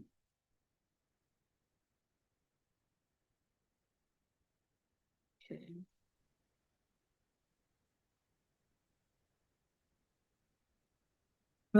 Is it back to? Yes, it is back. I don't know. Why is this complicated now? So let me see. No worries at all. Show taskbar. Nope, we don't need that. Display settings. Duplicate slideshow. Okay, let me try it. Maybe it's been a while since.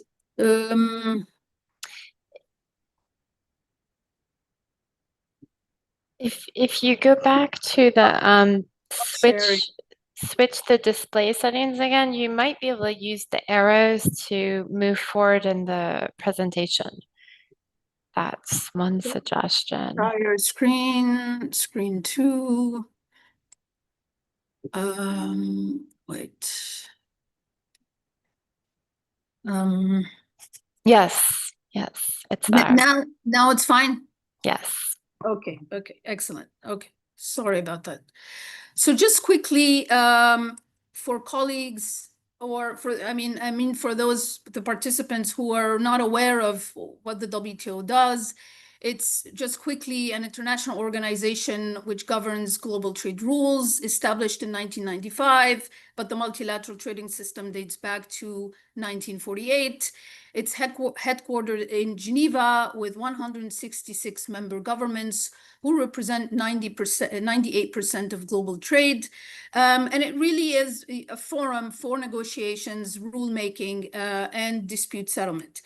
Just 2 things to note is that it's a member-driven organization and decision-making is by consensus, meaning that all the WTO members must agree for an agreement to become part of the WTO. So what is e-commerce or digital trade? For the longest time, there has not been a clear definition until 1998 in the context of the work program on e-commerce, where members came in the second ministerial conference of the WTO to kind of define it and give it a broad definition, which really tackles all the whole value chain of e-commerce. So that's the production, distribution, marketing, sale, or delivery of goods and services by electronic means.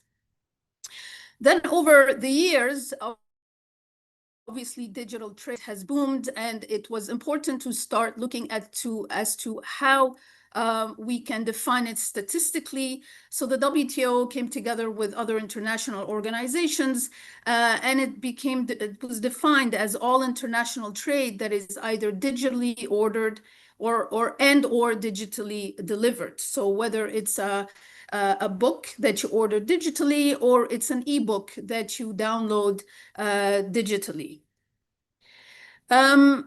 We've seen also from my previous speakers that there's been an immense boom in e-commerce because of several developments that have happened, such as the spread of digital technologies, the growing importance of e-commerce, also the growing share of digitally delivered services, and finally, a growing number of RTAs with e-commerce provisions, and some even go far beyond what WTO members have agreed to in the context of the WTO. One example is, of course, the Digital Trade Protocol in the AFCFTA. So how does this all impact trade? Obviously, there is a big impact. International trade is increasingly moving from the physical movement of people and paper-based transactions to the cross-border transmission of data, services, and digital content. We can see we're moving from in-person to digital supply, from large shipment containers to a huge number of the delivery of small packages, which of course raises challenges with customs authorities, etc. And finally, physical goods are more, now we see more transformed or sent into as digital products. So now in the WTO, e-commerce is discussed in two different tracks. We have the multilateral track and we have the plurilateral track. The multilateral track is the one that is being discussed under the work program on electronic commerce, which was adopted in 1998. And one of its main features is the moratorium on customs duties on electronic transmissions. And also it is a place for exploratory discussions on trade-related topics linked to electronic commerce. So that's on the multilateral track. Which means that all WTO members are part of these discussions. They are not negotiations, they are really discussions.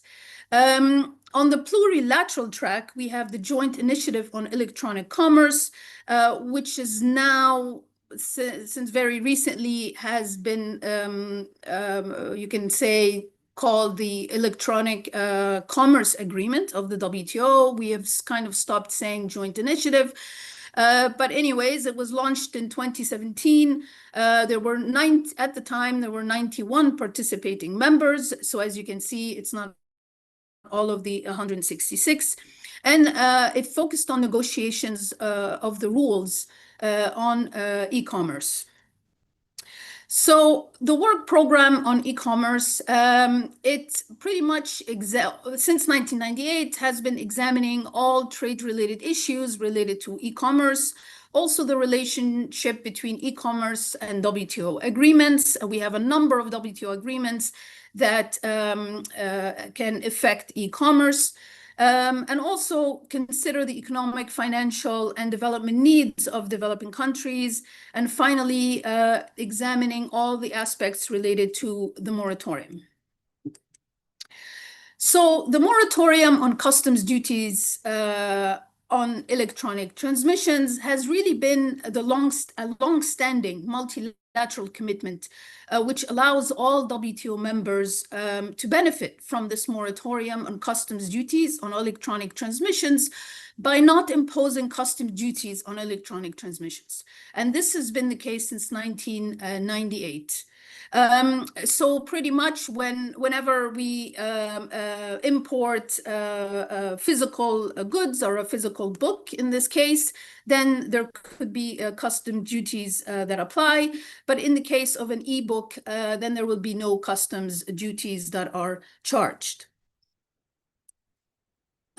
So this discussions in the work program on e-commerce, there were many discussions that focus on the discussions focus on the scope, definition, but also economic impact of the moratorium among WTO members. So there's been a lot of debates and challenges regarding the moratorium over the years. And in particular, developing countries have raised concerns related to the government revenue loss and loss of policy space due to the enforcement of the moratorium over the years. So fast forward to the 14th Ministerial Conference, which just took place in Yaoundé, Cameroon in March of this year. There were 4 proposals that were presented to ministers, and really they differed in on the duration for the moratorium. I mean, the main focus was really the duration of the moratorium, from a few who didn't really want to renew the moratorium. That was actually every 2 years. I forgot to mention that it's every 2 years that it was kind of renewed at every ministerial conference. To other members who wanted to prolong it to maybe 4 to 6 years. And then finally, there was a proposal to actually have a full, a permanent moratorium instead of getting this renewed at every time, and it would be more predictable for traders, etc. Also, another proposal was to establish a digital trade committee, given the importance of digital trade. WTO members think that it is high time that there would be a committee dedicated to digital trade at the WTO. And then finally, the development aspects of e-commerce was also a proposal by developing countries. You know, in terms of bridging the digital divide, etc. Unfortunately, at Yaoundé, there was no consensus reached, and this is for the first time in 28 years that the moratorium lapsed. So it lapsed on the 31st of March, 2026. So WTO members returned to Geneva after the ministerial conference, hoping that maybe there would be a breakthrough at the first General Council meeting, which took place. Unfortunately, in May, just a month ago, the members met, and again, there was no consensus reached to kind of keep the moratorium, to renew the moratorium. So it's here important to mention that a group of members led by the US, so now there are a total of 22 members, they actually took the decision among themselves to not impose customs duties on electronic transmissions, but only within this group of countries, of members. So again, it's on a plurilateral basis. So the status quo as of today is that there is no multilateral moratorium on electronic transmissions, but only a plurilateral one among the 22 WTO members. Now, moving on to the joint statement initiative on e-commerce, the e-commerce agreement. As I had mentioned, it's a plurilateral type of negotiation within the WTO. And this all began at the 11th Ministerial Conference in Buenos Aires in 2017, when at that time many members felt that there are many issues that they wanted to kind of explore in the WTO, but on a plurilateral basis, meaning that only a subset of WTO members would be interested in particular areas of trade liberalization or looking at issues such as the investment facilitation for development, MISMEs, also services domestic regulation, and finally the GSI on e-commerce, which was launched by those who really wanted to move beyond the work program and actually negotiate rules specific to e-commerce. And this was convened by 3 members, so they are considered as the co-conveners: Australia, Japan, and Singapore. Now, the joint statement on e-commerce, so it was signed by 71 WTO members in 2017, but negotiations only started in 2019 with 76 WTO members. And they reached they continued negotiations from 2019 until the end of 2024, where now there were 72 co-sponsors who have concluded a text of the e-commerce agreement. So this is the ECA is really the first WTO-related agreement dedicated exclusively to digital trade. It provides common framework for conducting business electronically while addressing issues such as trust, transparency, and digital inclusion. The agreement itself has 38 articles divided in 8 sections. Provisions, as I mentioned, they cover digital trade, facilitation, open digital environment, trust in e-commerce, but also technical assistance and capacity building. And it's really considered as a global baseline because there are a lot of other regional agreements who have gone far beyond the ECA. Now, one important point to mention is that requests made for incorporation into the WTO legal architecture as an Annex 4 plurilateral agreement were made twice. So once we had the agreement, or members have the concluded, the negotiations and have the ECA, they would like it to be part of the WTO legal architecture, since the agreement was negotiated in the WTO. And as a plurilateral agreement, it could be embedded in Annex 4 of the WTO rule book. But in order for that to happen, there needs to be consensus by all WTO members, and unfortunately, it's not the case. So the co-conveners and the co-sponsor, they tried to do so twice. Unfortunately, it didn't happen.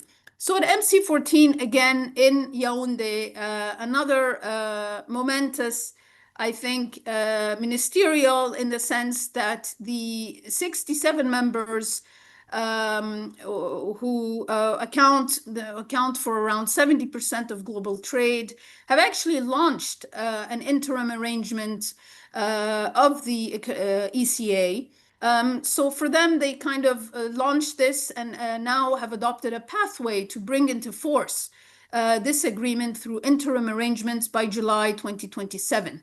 So now the members of the ECA, they are actually racing to try and ratify this agreement so that once there are 45 members who have ratified it, and the instruments have been deposited to the WTO, then they can actually enter into force.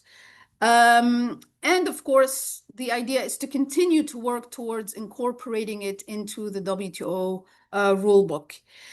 I will not go into details about the agreement itself because of time constraints, but just to say that the 3 main substantive sort of areas for the ECA relate to enabling e-commerce, so more on the digital trade facilitation side, We also have openness and e-commerce.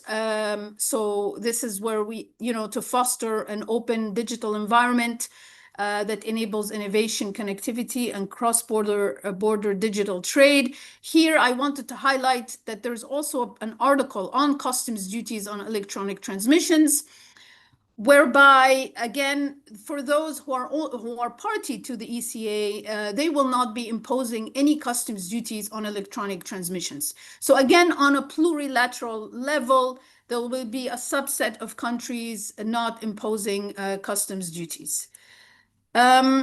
And finally, on the trust and e-commerce, there are also provisions related to, protecting consumers, safeguarding personal information, etc. The final provisions of the agreement relate to institutional arrangements, exceptions, etc. I just wanted to highlight that there is one article, Article 20, on development, which really focuses on technical assistance, capacity building, supporting developing countries and LDCs to assess their needs vis-a-vis the agreement, etc. So there is a lot of provisions related to that. Last but not least, so what is the WTO doing to help developing countries in the area of digital trade? We have several initiatives. I mean, one is online e-learning courses that you will find on the WTO website, different courses on digital trade. We're also developing a needs assessment tool together with ITC for those developing members who are part of the ECA to try and assess their implementation gaps. We also have the possibility to organize national or regional workshops on digital trade. There is an initiative together with the WTO and the World Bank known as the Digital Trade for Africa, whereby there are country-level digital trade assessments to help African countries identify gaps related to digital infrastructure and regulatory framework, and it was piloted in 6 African countries.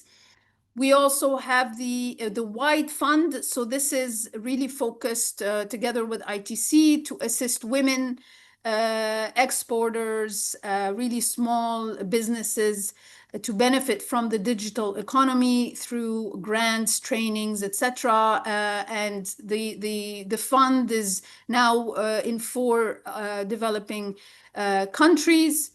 And then finally, we have an event coming up on 14, 15 September in the WTO. This is the World Trade and Tech Day, which will focus on frontier technologies, but more specifically AI and its relationship to trade policy, AI and how to reduce costs. And my final slide is on WTO publications on digital trade. We've worked a lot with international organizations in the area of research. So there are several reports, very comprehensive reports in the area of digital trade that you can access online. Thank you very much. I'll stop here and would be happy to answer any questions. Thank you. Thank you. Thank you, Dr. Hassan, very much for your very comprehensive presentation, not only covering the different sort of policy initiatives within the WTO framework, but also the different WTO outreach, you might say, such as the technical assistance and capacity building opportunities also. Before we head to questions, so just for all the participants, if you have specific questions, please hold them because we are going to proceed with our final presentation, and then we will have an open floor for an open discussion for questions for all of our presenters. So thank you again, Dr. Hassan. And now I'm going to introduce our 4th presenter. who is with the UNECA. So it's my pleasure to present Miss Josephine Hasvine Nyakatawa, who is an Economic Affairs Officer at the African Trade Policy Center within the Regional Integration and Trade Division of the United Nations Economic Commission for Africa. In this role, she contributes to policy and analytical and advisory work on trade and regional integration, with a particular focus on supporting the implementation of the African Continental Free Trade Area. Her work spans trade policy analysis, research, and technical assistance to member states. Before joining the ECA, Ms. Nyakatawa served as Regional Development Advisor with GIZ Botswana and the SADC, where she supported initiatives related to the implementation of the SADC EU Economic Partnership Agreement. She also worked with Commonwealth Secretariat's Hub and Spokes program and the government of Zimbabwe on a wide range of international trade issues. So now I will hand the floor over to Ms. Nyakatawa for her presentation.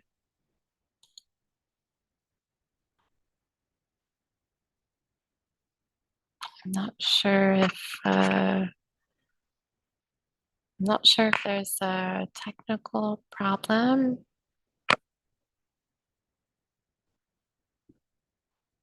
Oh, here we go. Sorry. Thank you, Kathleen, for the introduction, and good afternoon, everyone. I'm trying to share my presentation, but it looks like I seem to have a challenge. Let me. Yeah, that's the VPN it's showing. Yeah.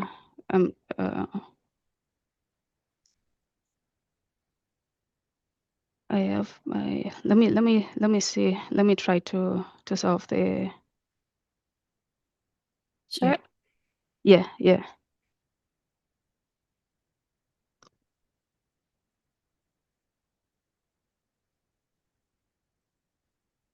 So I'm just.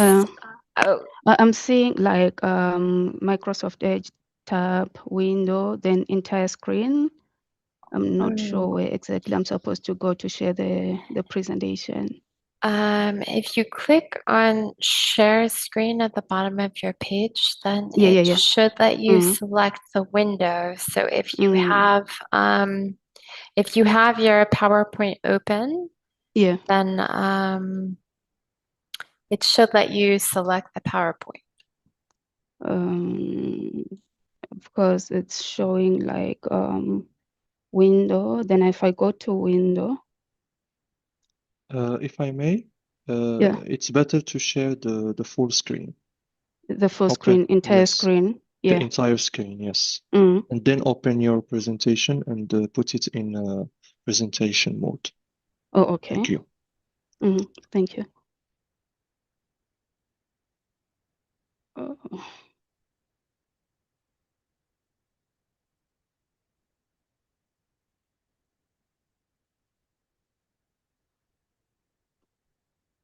It looks like no, it was okay. You just needed to open your presentation and put it on full screen.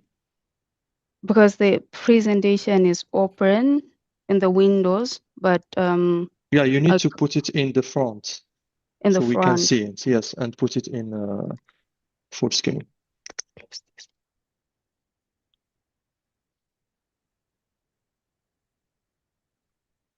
Is it okay if I share the presentation with you so that you can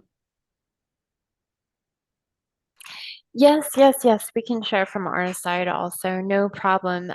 We have your the prior version that you shared, but if you've made an updated, if you send that, we can also. So is it the prior one that you shared with us? No, I have a different version. Sure, yeah. If you send that, we can share on our side, no problem.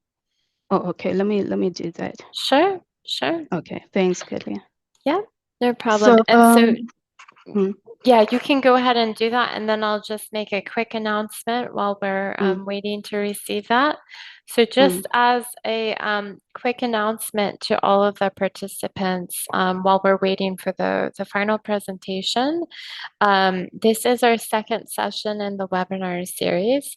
And so a couple of you have asked in the chat if you will be receiving the presentation. So yes, we will share the presentations with you, and we will also have a recording that we will also share with you. And we also will have a webinar report. So all these informations will be shared with you in the coming future after following the end of our webinar series today.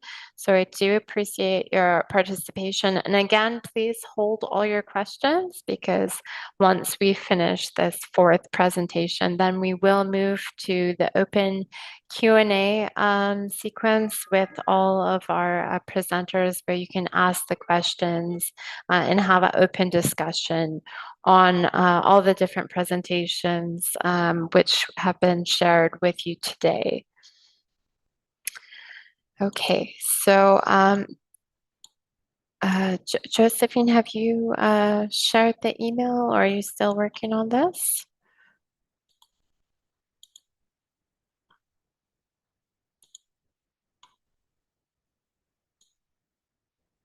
so yes, I've shared the version with you, the latest version with you, Kathleen. Okay, great.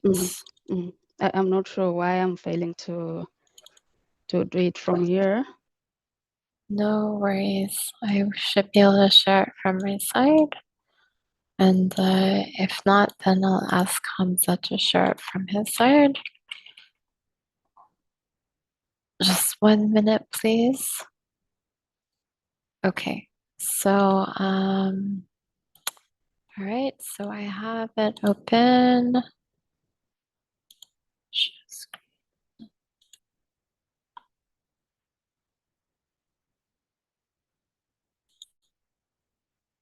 Okay, so is it sharing the presentation? Yes. Maybe you have to go to. Does that share the presentation? Is it full screen? Yes, I can see the full screen. Great. So yes, thank you so much, Kathleen, and let me take this opportunity to thank the Sub-Regional Office North Africa for organizing this series of the webinar series on digital trade. And I would also like to thank the previous speakers for their very insightful presentations. So my presentation is basically going to focus on digital trade facilitation, specifically under the AFCFTA agreement. I think probably we are all aware of this African Continental Free Trade Area agreement, which entered into force in 2019, seeking to create an integrated African market, facilitating the seamless movement of goods and services across borders. Next slide, please. So, next slide.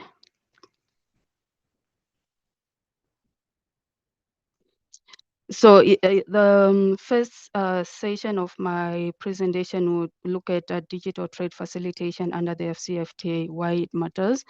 And I think the previous speakers have already alluded to the importance of digital trade in trade and specifically in the African continent. Then I'll also move on to look at the definition of trade facilitation in the context of the World Trade Organization and the FCFTA. Then the main part of my presentation will focus on part 3 of the FCFTA protocol on digital trade, which provides the key pillars of trade facilitation in digital trade.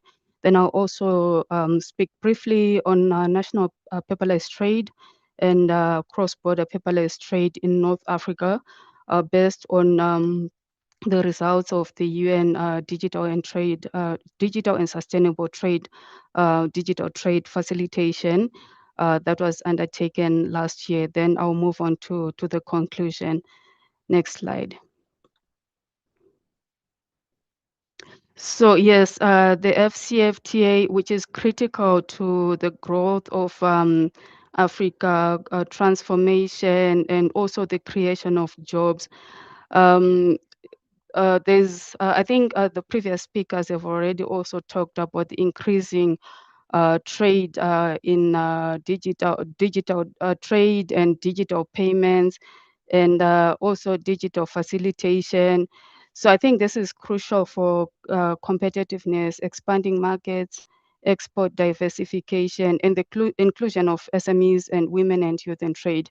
So the protocol on digital trade is one of the 8 protocols of the FCFTA agreement that is key to the implementation of the FCFTA agreement. And this protocol aims to promote intra-African digital trade, enhancing cooperation on digital trade matters among state parties, and creating a transparent, secure, and trusted digital trade ecosystem. So it creates a common legal and policy framework, harmonizing digital trade regulations across African fragmented markets. Then also it enables businesses to operate in a large and predictable digital environment of over 1.4 billion people. So I think for Africa, the digital trade protocol is a game changer. The speakers have mentioned a number of challenges that African countries are facing in effectively participating in digital trade. They have also mentioned the opportunities that are available for the continent. So, but this protocol, if it's effectively implemented, is going to address some of the challenges that have been raised by the previous speakers, including the issues of lack of cross-border e-payments, the issues of regulatory environment that is fragmented in the continent, then also the issues of logistics, which is also a major barrier in the continent when it comes to digital trade. Next slide, please. So digital trade facilitation, I decided to have this slide because the main focus of my presentation is on digital trade facilitation, not just digital trade, but trade facilitation. So trade facilitation is it's a well-established concept in international trade, and according to the World Trade Organization context, this is the simplification, modernization, and harmonization of export and import processes. So the focus is on creating a seamless movement of goods and services across borders. Then the FCFTA agreement also defines trade facilitation in Annex 4 of the Protocol on Trade in Goods. And the focus for the FCFTA definition is on data and procedures. It's the definition builds on the World Trade Organization definition, but it puts more emphasis on data and procedures. So the protocol defines trade facilitation as the simplification and harmonization of international trade procedures, including activities, practices, and formalities involved in collecting, presenting, communicating, and processing data required for the movement of goods in international trade. So the focus on data makes this definition also relevant and essential for trade, digital trade, not just the trade in goods, but also the digital trade aspects.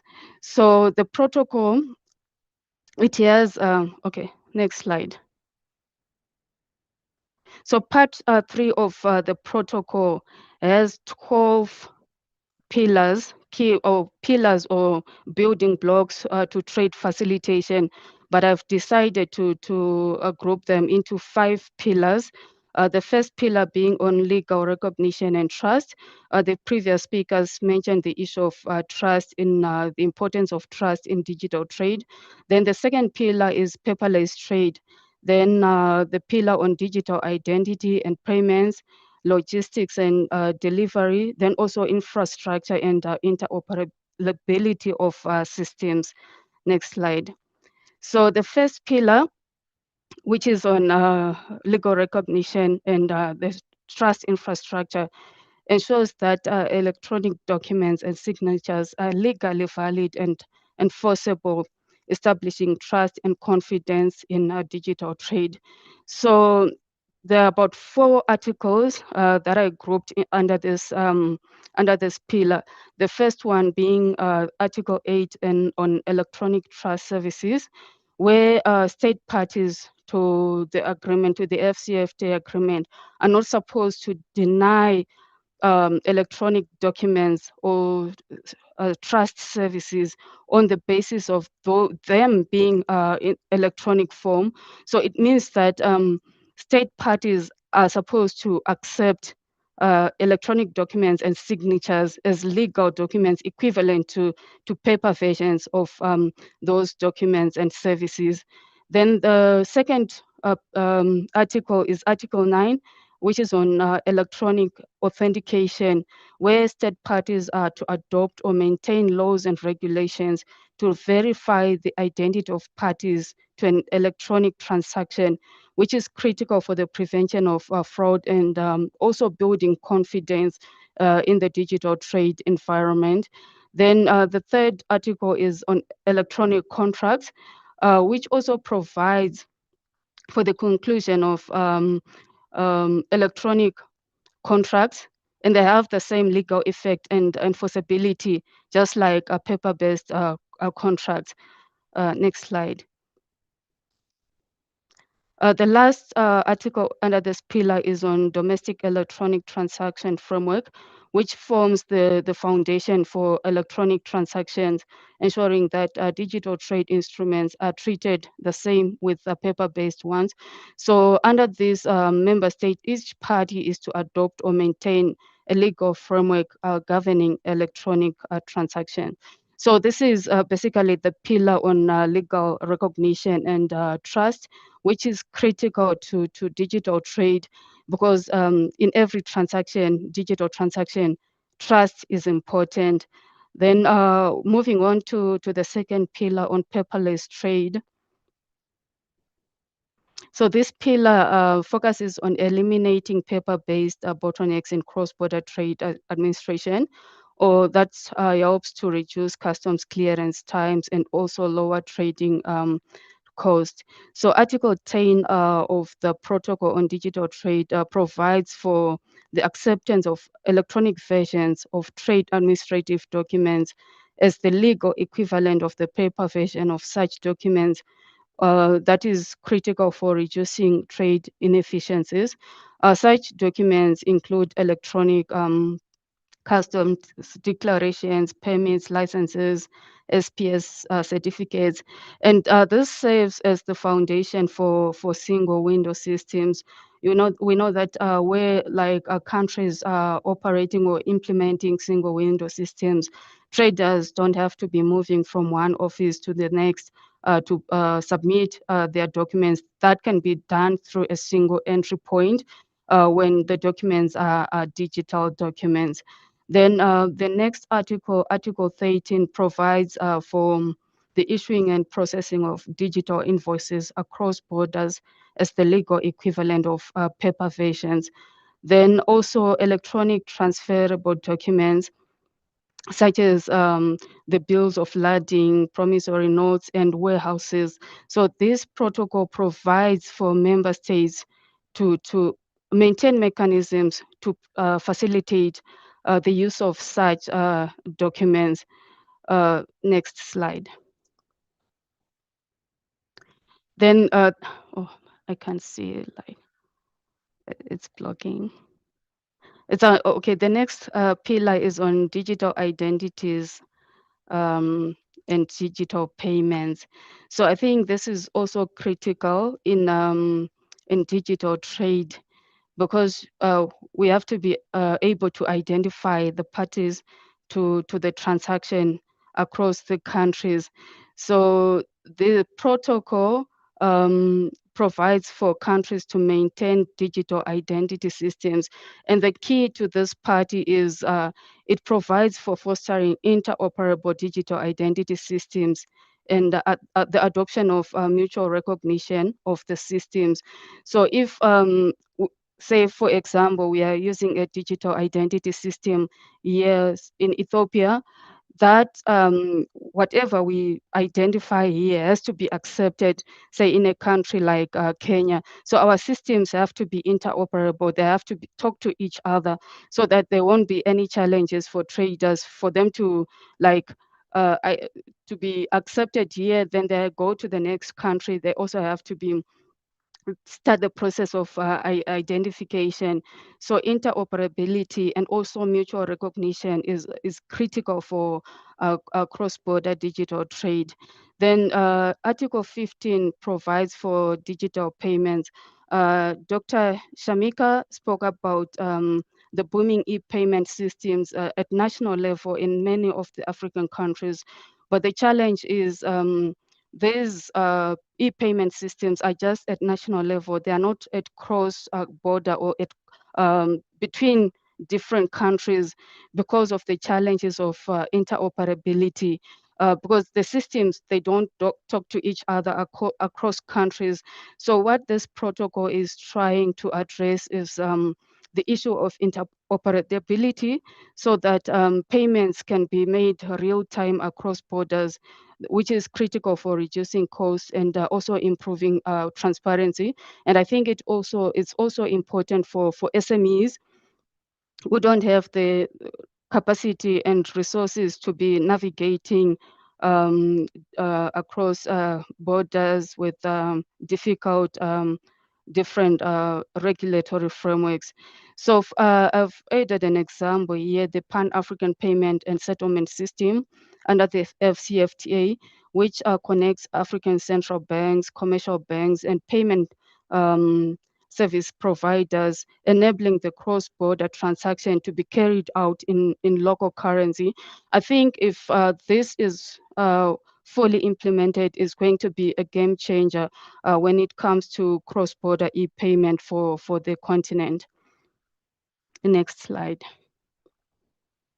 Then the last, no, it's the last, second before last, pillar is on logistics and last mile delivery. I think the previous speakers also spoke about the challenges or the barriers to digital trade due to logistics.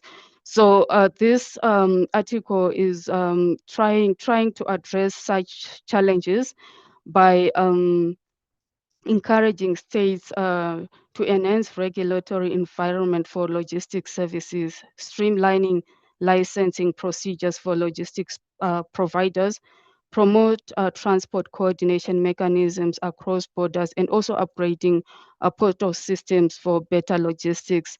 So it also encourages the use of real-time tracking, electronic documentation, and data sharing, which are all essential for logistics performance and transparency.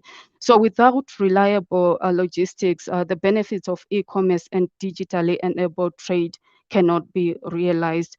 So it would be critical for African member states to enhance the regulatory environment in logistics services for the protocol or for the African continental free trade area to be successful.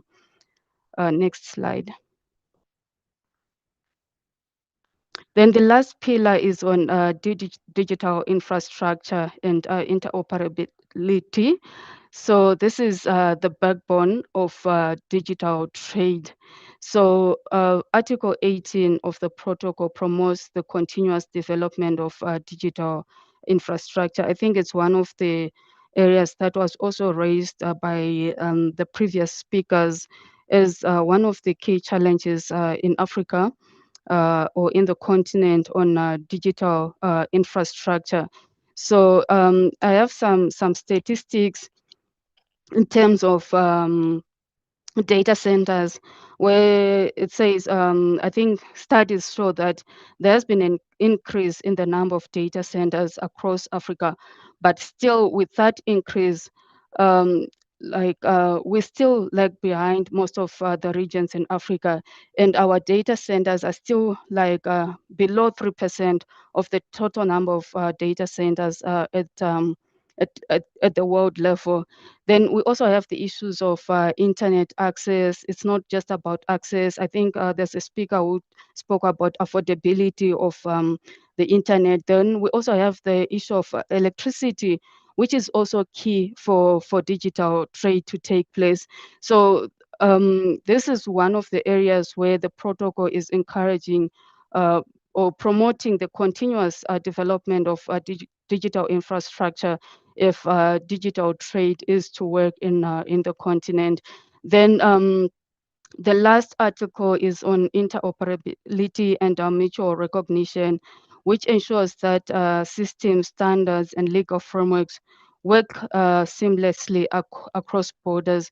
Because I think the challenge is that there's so much heterogeneity between among African countries when it comes to legal systems, the frameworks, and regulatory environment.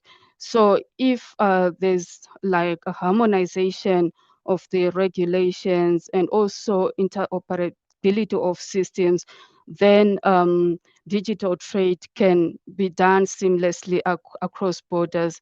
Then also the mutual recognition of e-documents, e-signatures, e-invoices, digital identities, digital certificates is also crucial for digital trade to take place. Next slide. Then this is just an example of the data from the UN Digital Sustainable Trade Facilitation Survey undertaken undertaken last year. It shows that whilst at national level, a number of countries have advanced automated customs, electronic declarations, and payments, boosting domestic trade.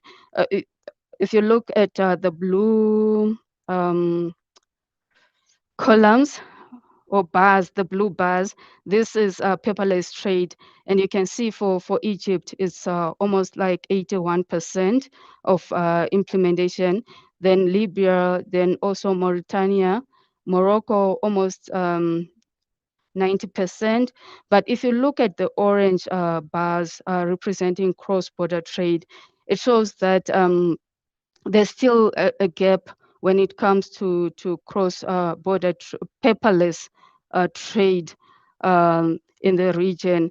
So this remains limited, which could hamper or cause delays when it comes to cross-border trade. So what are the implications for FCFTA implementation? Without interoperability and mutual recognition, digital trade gains are lost. And also this affect MSMEs and e-commerce firms more because of their capacities and lack of resources for them to be able to be moving and navigating different regulatory systems. So there's need to prioritize corridor-based interoperable solutions aligned with the FCFTA protocol on digital trade. And I think it's also critical for seamless digital trade. Next slide. And in conclusion, what I can say is the FCFTA protocol on digital trade establishes a common legal and policy framework for digital trade facilitation in Africa. And digital trade facilitation is critical for reducing costs and time and boosting competitiveness, inclusive trade, and also export diversification in Africa. But what member states need to do is to ratify the protocol on digital trade. It's now open for ratification, but ratification alone is not enough. There's also need to ensure that domestication takes place, making sure that the provisions of the protocol align with national regulations, and also effective implementation to support a thriving intra-African digital economy. Then also, when it comes to paperless trade, although there is progress at national level, which is important, but without interoperability and mutual recognition across borders, digital gains stop at the border. So to realize the benefits of digital trade, FCFTA state parties should build a supportive ecosystem by ensuring the following, which have already been raised again by the previous speakers: enabling regulatory environment, a robust digital infrastructure, and digital literacy and skills. So I think all this shows that we have the instrument at the continental level. What member states need to do is to implement, domesticate, and implement the provisions of the protocol to overcome all the challenges that have been raised on why the continent is not making or fully taking advantage of the opportunities availed by or presented by digital trade. So I think if the continent fully takes this protocol into account, we will see a boom in digital trade in the continent. Thank you for your attention.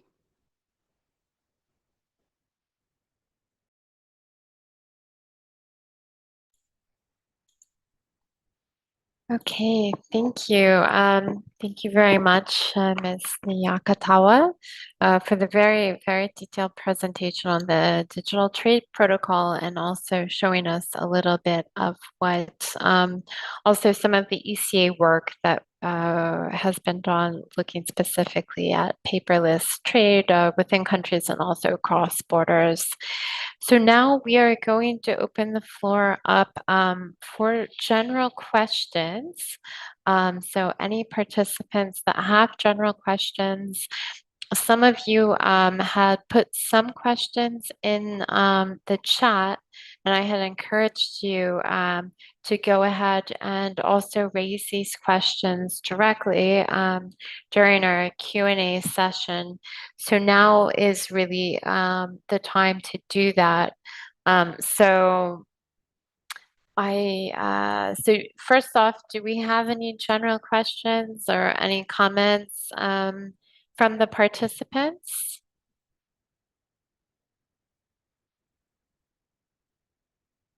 If any of our participants have any questions, please feel free. And otherwise, I can go to some of the questions that were in the chat. So I can also invite if Monsieur Beccari Guay, si vous êtes toujours là, vous avez posé une question. I'm not sure if all of our participants who have posed the questions, but we can also look at the questions. So we had 2 questions in the chat. So I'm not sure. Speakers, can you also see the questions and answers that were posted in the chat? And either, if not, I can also read them. So the first question was a question about Mauritania. And so this was a question by Baker Guy, a journalist who wrote that in Mauritania, there's been a bit of progress in the domain of e-commerce, but there have been logistical challenges, and there continue to be important obstacles.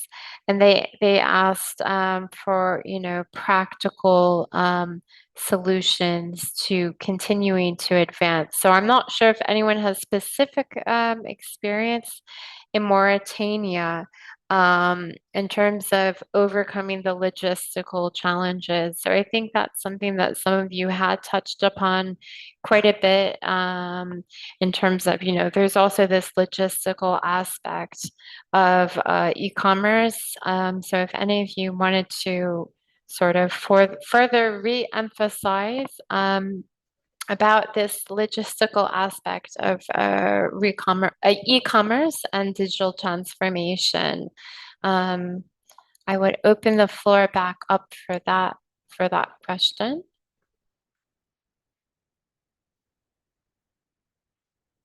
And otherwise, we have another question. So if there's, yes. Kathleen, okay, sorry, go ahead. Okay, go ahead. No, Go ahead. Shamika, please. Okay, I don't know also much about Mauritania, but I want to say that at UNCTAD, my colleagues have done assessment for Mauritania. It's a needs assessment. We call them the E-Trade Readiness Assessment.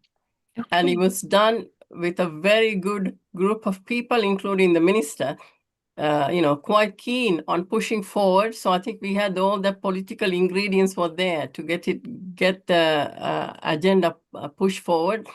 But the logistics comes as a big issue all the time. It's not an issue for Mauritania, but it's the same story everywhere. Because when you are doing e-commerce, because if I go on, say international e-commerce, I'm not talking about the going around on a bicycle and delivering goods in the city. So say I go to a platform and order something, the psyche is that we want this thing delivered within 24 hours. We are not waiting to come get the stuff on a ship and 3 months later we get it. It's a different concept, different psychics. So it's extremely difficult for countries to do this logistics. So that thing helps is the digitalization. Entire customs process, entire governmental approval process for international trade has to be digitized. So it's the customs automation and also have a single window set up. So everything, if a trader wants to get things done and they go on one time on a platform and fill everything and get all the licenses and approvals and payments done on the platform, and the goods starts moving fast. So that's one thing, digitalization of all trade procedures and processes, number one. Number two is the hard one. It's to have the delivery, like where these goods are going to, where the orders are made. You need to have a storage. You need to have the capabilities to keep goods in some place to deliver, within 48 hours or something. Now, that's a very, very difficult thing for many countries unless you are part of a massive platform, because platform takes care of that. Platform takes care of the storage, in France or in Switzerland or wherever, that you are sending your goods to. Now, that's a difficult one. So logistic is a very, very difficult endeavor. And so you have to put the systems in place. And it is not easy to put systems in place, but that's the only way. But please take a look at the digital study. And I think we have we have created a multi-stakeholder groups, and many things have been happening, evaluations of the steps that the government and the community wanted to do has been gone back and monitored and evaluated. And so please take a look at the platform. Thank you, Dr. Soman, for sharing sort of that general overview of the multiple difficulties, but also for pointing us to the UNCTAD E-Trade Readiness Assessment for Mauritania. I hope that'll be quite helpful for the Mr. Bekari Guy. And Mrs. Nas, did you also want to comment? I think you were also commenting. Yes, thank you, Caitlin. I think Shamika already provided all the elements. What I wanted to say is that the fact that we talk about e-commerce does not prevent the products to go through the normal process of custom clearance, transportation, delivery, and all of that. So if we're talking about whether we're talking about international transactions or cross-border transactions, and I think Josephine already gave a lot of details about that, we have to look at it in a holistic way and to see where are the gaps, where are the stumbling blocks, and how can we solve them. So a study like the one that Shamika was talking about on Mauritania, which I have been associated with as ITC, already gives a path and gives a view of the different obstacles that need to be taken care of and the decisions that need to be put in place by the public authorities, the government, and then adopted by the different administration and by the private sector. So it has to be a process of it has to be a step-by-step process where things are taken one by one and resolved. For example, the project we had at ITC on virtual marketplaces, which is basically about promoting e-commerce, we did a very down-to-earth study from the perspective of the enterprises on what are the obstacles, what are the barriers that are preventing companies from going towards to adopt electronic commerce as ways of exporting or ways of selling their products. So once these procedures are documented, it should be taken on under the responsibility of the country, because these are mainly internal barriers. They are not external. They are most of them internal obstacles. They should be taken on by the country that asked for that study and really implemented and resolved little by little through multi-stakeholders groups, as Shamika was saying, through involvement and consultation with the private sector, because oftentimes some decisions are taken in offices of the administration, let's say, but they are not the practitioner of trade. They are not really operating transactions in the field. So they have to look at it from the perspective and listen to the private sector. So these become the real solutions and the practical solutions that are put in place to respond to the difficulties that the private sector is encountering. Thank you. Thank you, Mrs. Nas, for really highlighting, the importance of having that public-private dialogue around these logistical issues, so that policies are practical, especially in their implementation. Thank you very much for that. And I can again try to open up the floor. Otherwise, we have another quite interesting question in the chat too. So first, I will open up the floor to see if are there any questions from any of the participants that you would like to ask directly? If you raise your hand, we can activate your microphone, and you can also directly talk to the speakers. So is there anyone who would like to pose directly any question, any participant? Okay. I think this session, maybe the participants are a little more shy, but we have another really good question in the chat, and that's from Mr. Yves Bougama. Je ne sais pas, Monsieur Yves Bougama, je ne sais pas si vous êtes toujours là avec nous. Vous avez posé une question très intéressante. Si vous êtes là, vous pouvez poser la question vous-même. I'm not sure that he's not responding. So, but I think it's a very interesting question.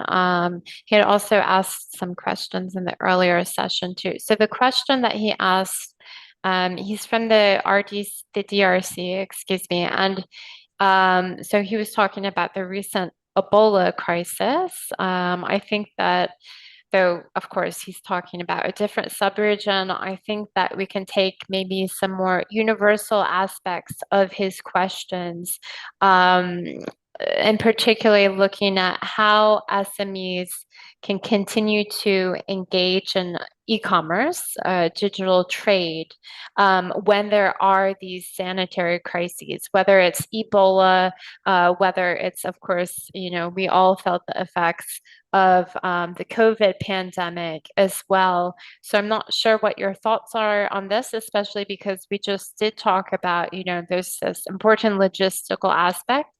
And even when we talk about e-commerce, I know quite a few of you have mentioned, okay, there's a difference between, we can talk about digital trade and we can think about digital trade of digital services, digital platforms, but then there's also the very important digital trade of physical goods. And this is what our SMEs may indeed be really engaging with. So if you have any experience in any of your professional experience, any of the reports or any of the countries you've worked with about this aspect of when there's a sanitary crisis, whether Ebola or COVID, how can SMEs continue to engage in digital trade? So I pose that to the speakers.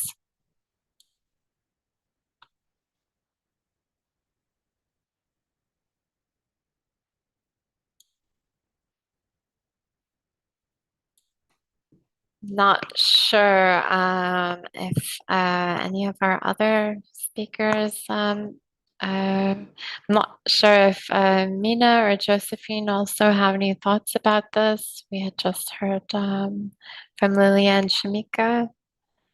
Not sure if anyone else has any thoughts about this. Have any of your groups worked on, oh, I see, yes, Lilia. Mrs. Nas, yes. Yeah. No, I haven't worked in this specific case, but I guess if it is a physical product and the border is closed, it's very difficult to get it through. So yes, for digital services, it's not a big. I mean, it shouldn't be an issue. It can be delivered, but for physical products, I guess it will be difficult to continue to trade with other countries when the border is closed. That's my guess, but I haven't worked in such a case. That's why I was hesitating to answer. Thank you. Okay, thank you. Thank you for the insights. I'm not sure if anybody else had any experience during the COVID. I know, for example, I think in one of the earlier presentations, they were sharing a little bit of information about how, there was an increase of digital trade, but maybe within countries during COVID. So there were a lot more digital services during the COVID pandemic. But I do know even globally, there was a lot of real trade disruption, between countries during the pandemic. There were shortages of a lot of globally traded products, shortages, some of which still can be felt today, especially in the high-tech manufacturing. But yeah, Mrs. Nas, if you had any other, no, okay. Well, so those were the two questions that we had received in the chat. I can once again see if anybody, any of the participants have any questions, and I can try once again. If any of the participants have any questions that you didn't put in the chat yet, feel free to raise your hand. And otherwise, I don't see anyone. I think we have quite a quiet group today. So otherwise, I can go ahead to kind of a closing summary. So we heard first from Dr. Saraman, who gave us a very nice sort of overview of globally what the picture looks like in terms of digital trade and what are the important challenges that we face today in particular, and what are the real solutions, whether it comes to increasing need for investments, both public sector and private investments, but also the need for more regulations, especially to build consumer confidence and trust, and the enforcement of regulations, of course. And then we had a presentation from Mrs. Nas, which highlighted the different digital platforms that exist, which are really the digital ecosystem for digital trade. And so many of them are sort of maybe started at startups. They're very, very large platforms in the private sector today with a large number of participants, and they're very important. And so a lot of times we hear, especially in these seminars, we hear about some of these UN or ITC based platforms that exist, but it's also important all of those private sector platforms that Mrs. Nas really highlighted to us, and their importance to facilitating digital trade and helping firms, especially SMEs, find new trade opportunities. And this is really important, especially in the context of the AFCFTA, where we are really looking to help countries develop partnerships through digital trade. It could be digital services or also the digital facilitation of traded goods. And so that's what we're seeking to do under the AFCFTA. So that was a very good presentation. And then we had our presentation from Dr. Hassan, who highlighted some of the WTO initiatives of WTO members on digital, on e-commerce, and also the various the capacity building and technical assistance opportunities that the WTO has to serve WTO members. And of course, there's a variety of public goods, a variety of WTO reports on digital trade and development available. And we also finished with a presentation from Ms. Niyakatawa from the ECA, who highlighted quite in depth, actually, the digital trade protocol of the AFCFTA. And so specifically how under the protocol, the countries are committing to taking really concrete actions to encourage the development of that digital trade facilitation and really this digital ecosystem that's necessary for firms and at the country level, countries to engage in digital trade. So thank you all very much. Thank you to the speakers for your very insightful presentations and also for your comments and your discussion. And thank you to the participants for your very interesting questions that you had posed to us in the chat. And so now that we're kind of closing both of our webinars. We had our morning session, and now this is our afternoon session. Following the webinar, we will be sharing the presentations with you. Also, we will have a report, and we do also have a YouTube recording that we'll also share with you so that you can feel free to get look back at any of the information that we had shared with you as well during the presentations. So thank you very much. Thank you again to our speakers. Thank you to all our participants. Thank you. Thank you very much. Much appreciated. Thank you. Bye-bye. Thank you. Thanks, everyone. Bye. Thanks, Kathleen. Bye. Thanks, everyone. Thanks. Bye. Bye. Bye.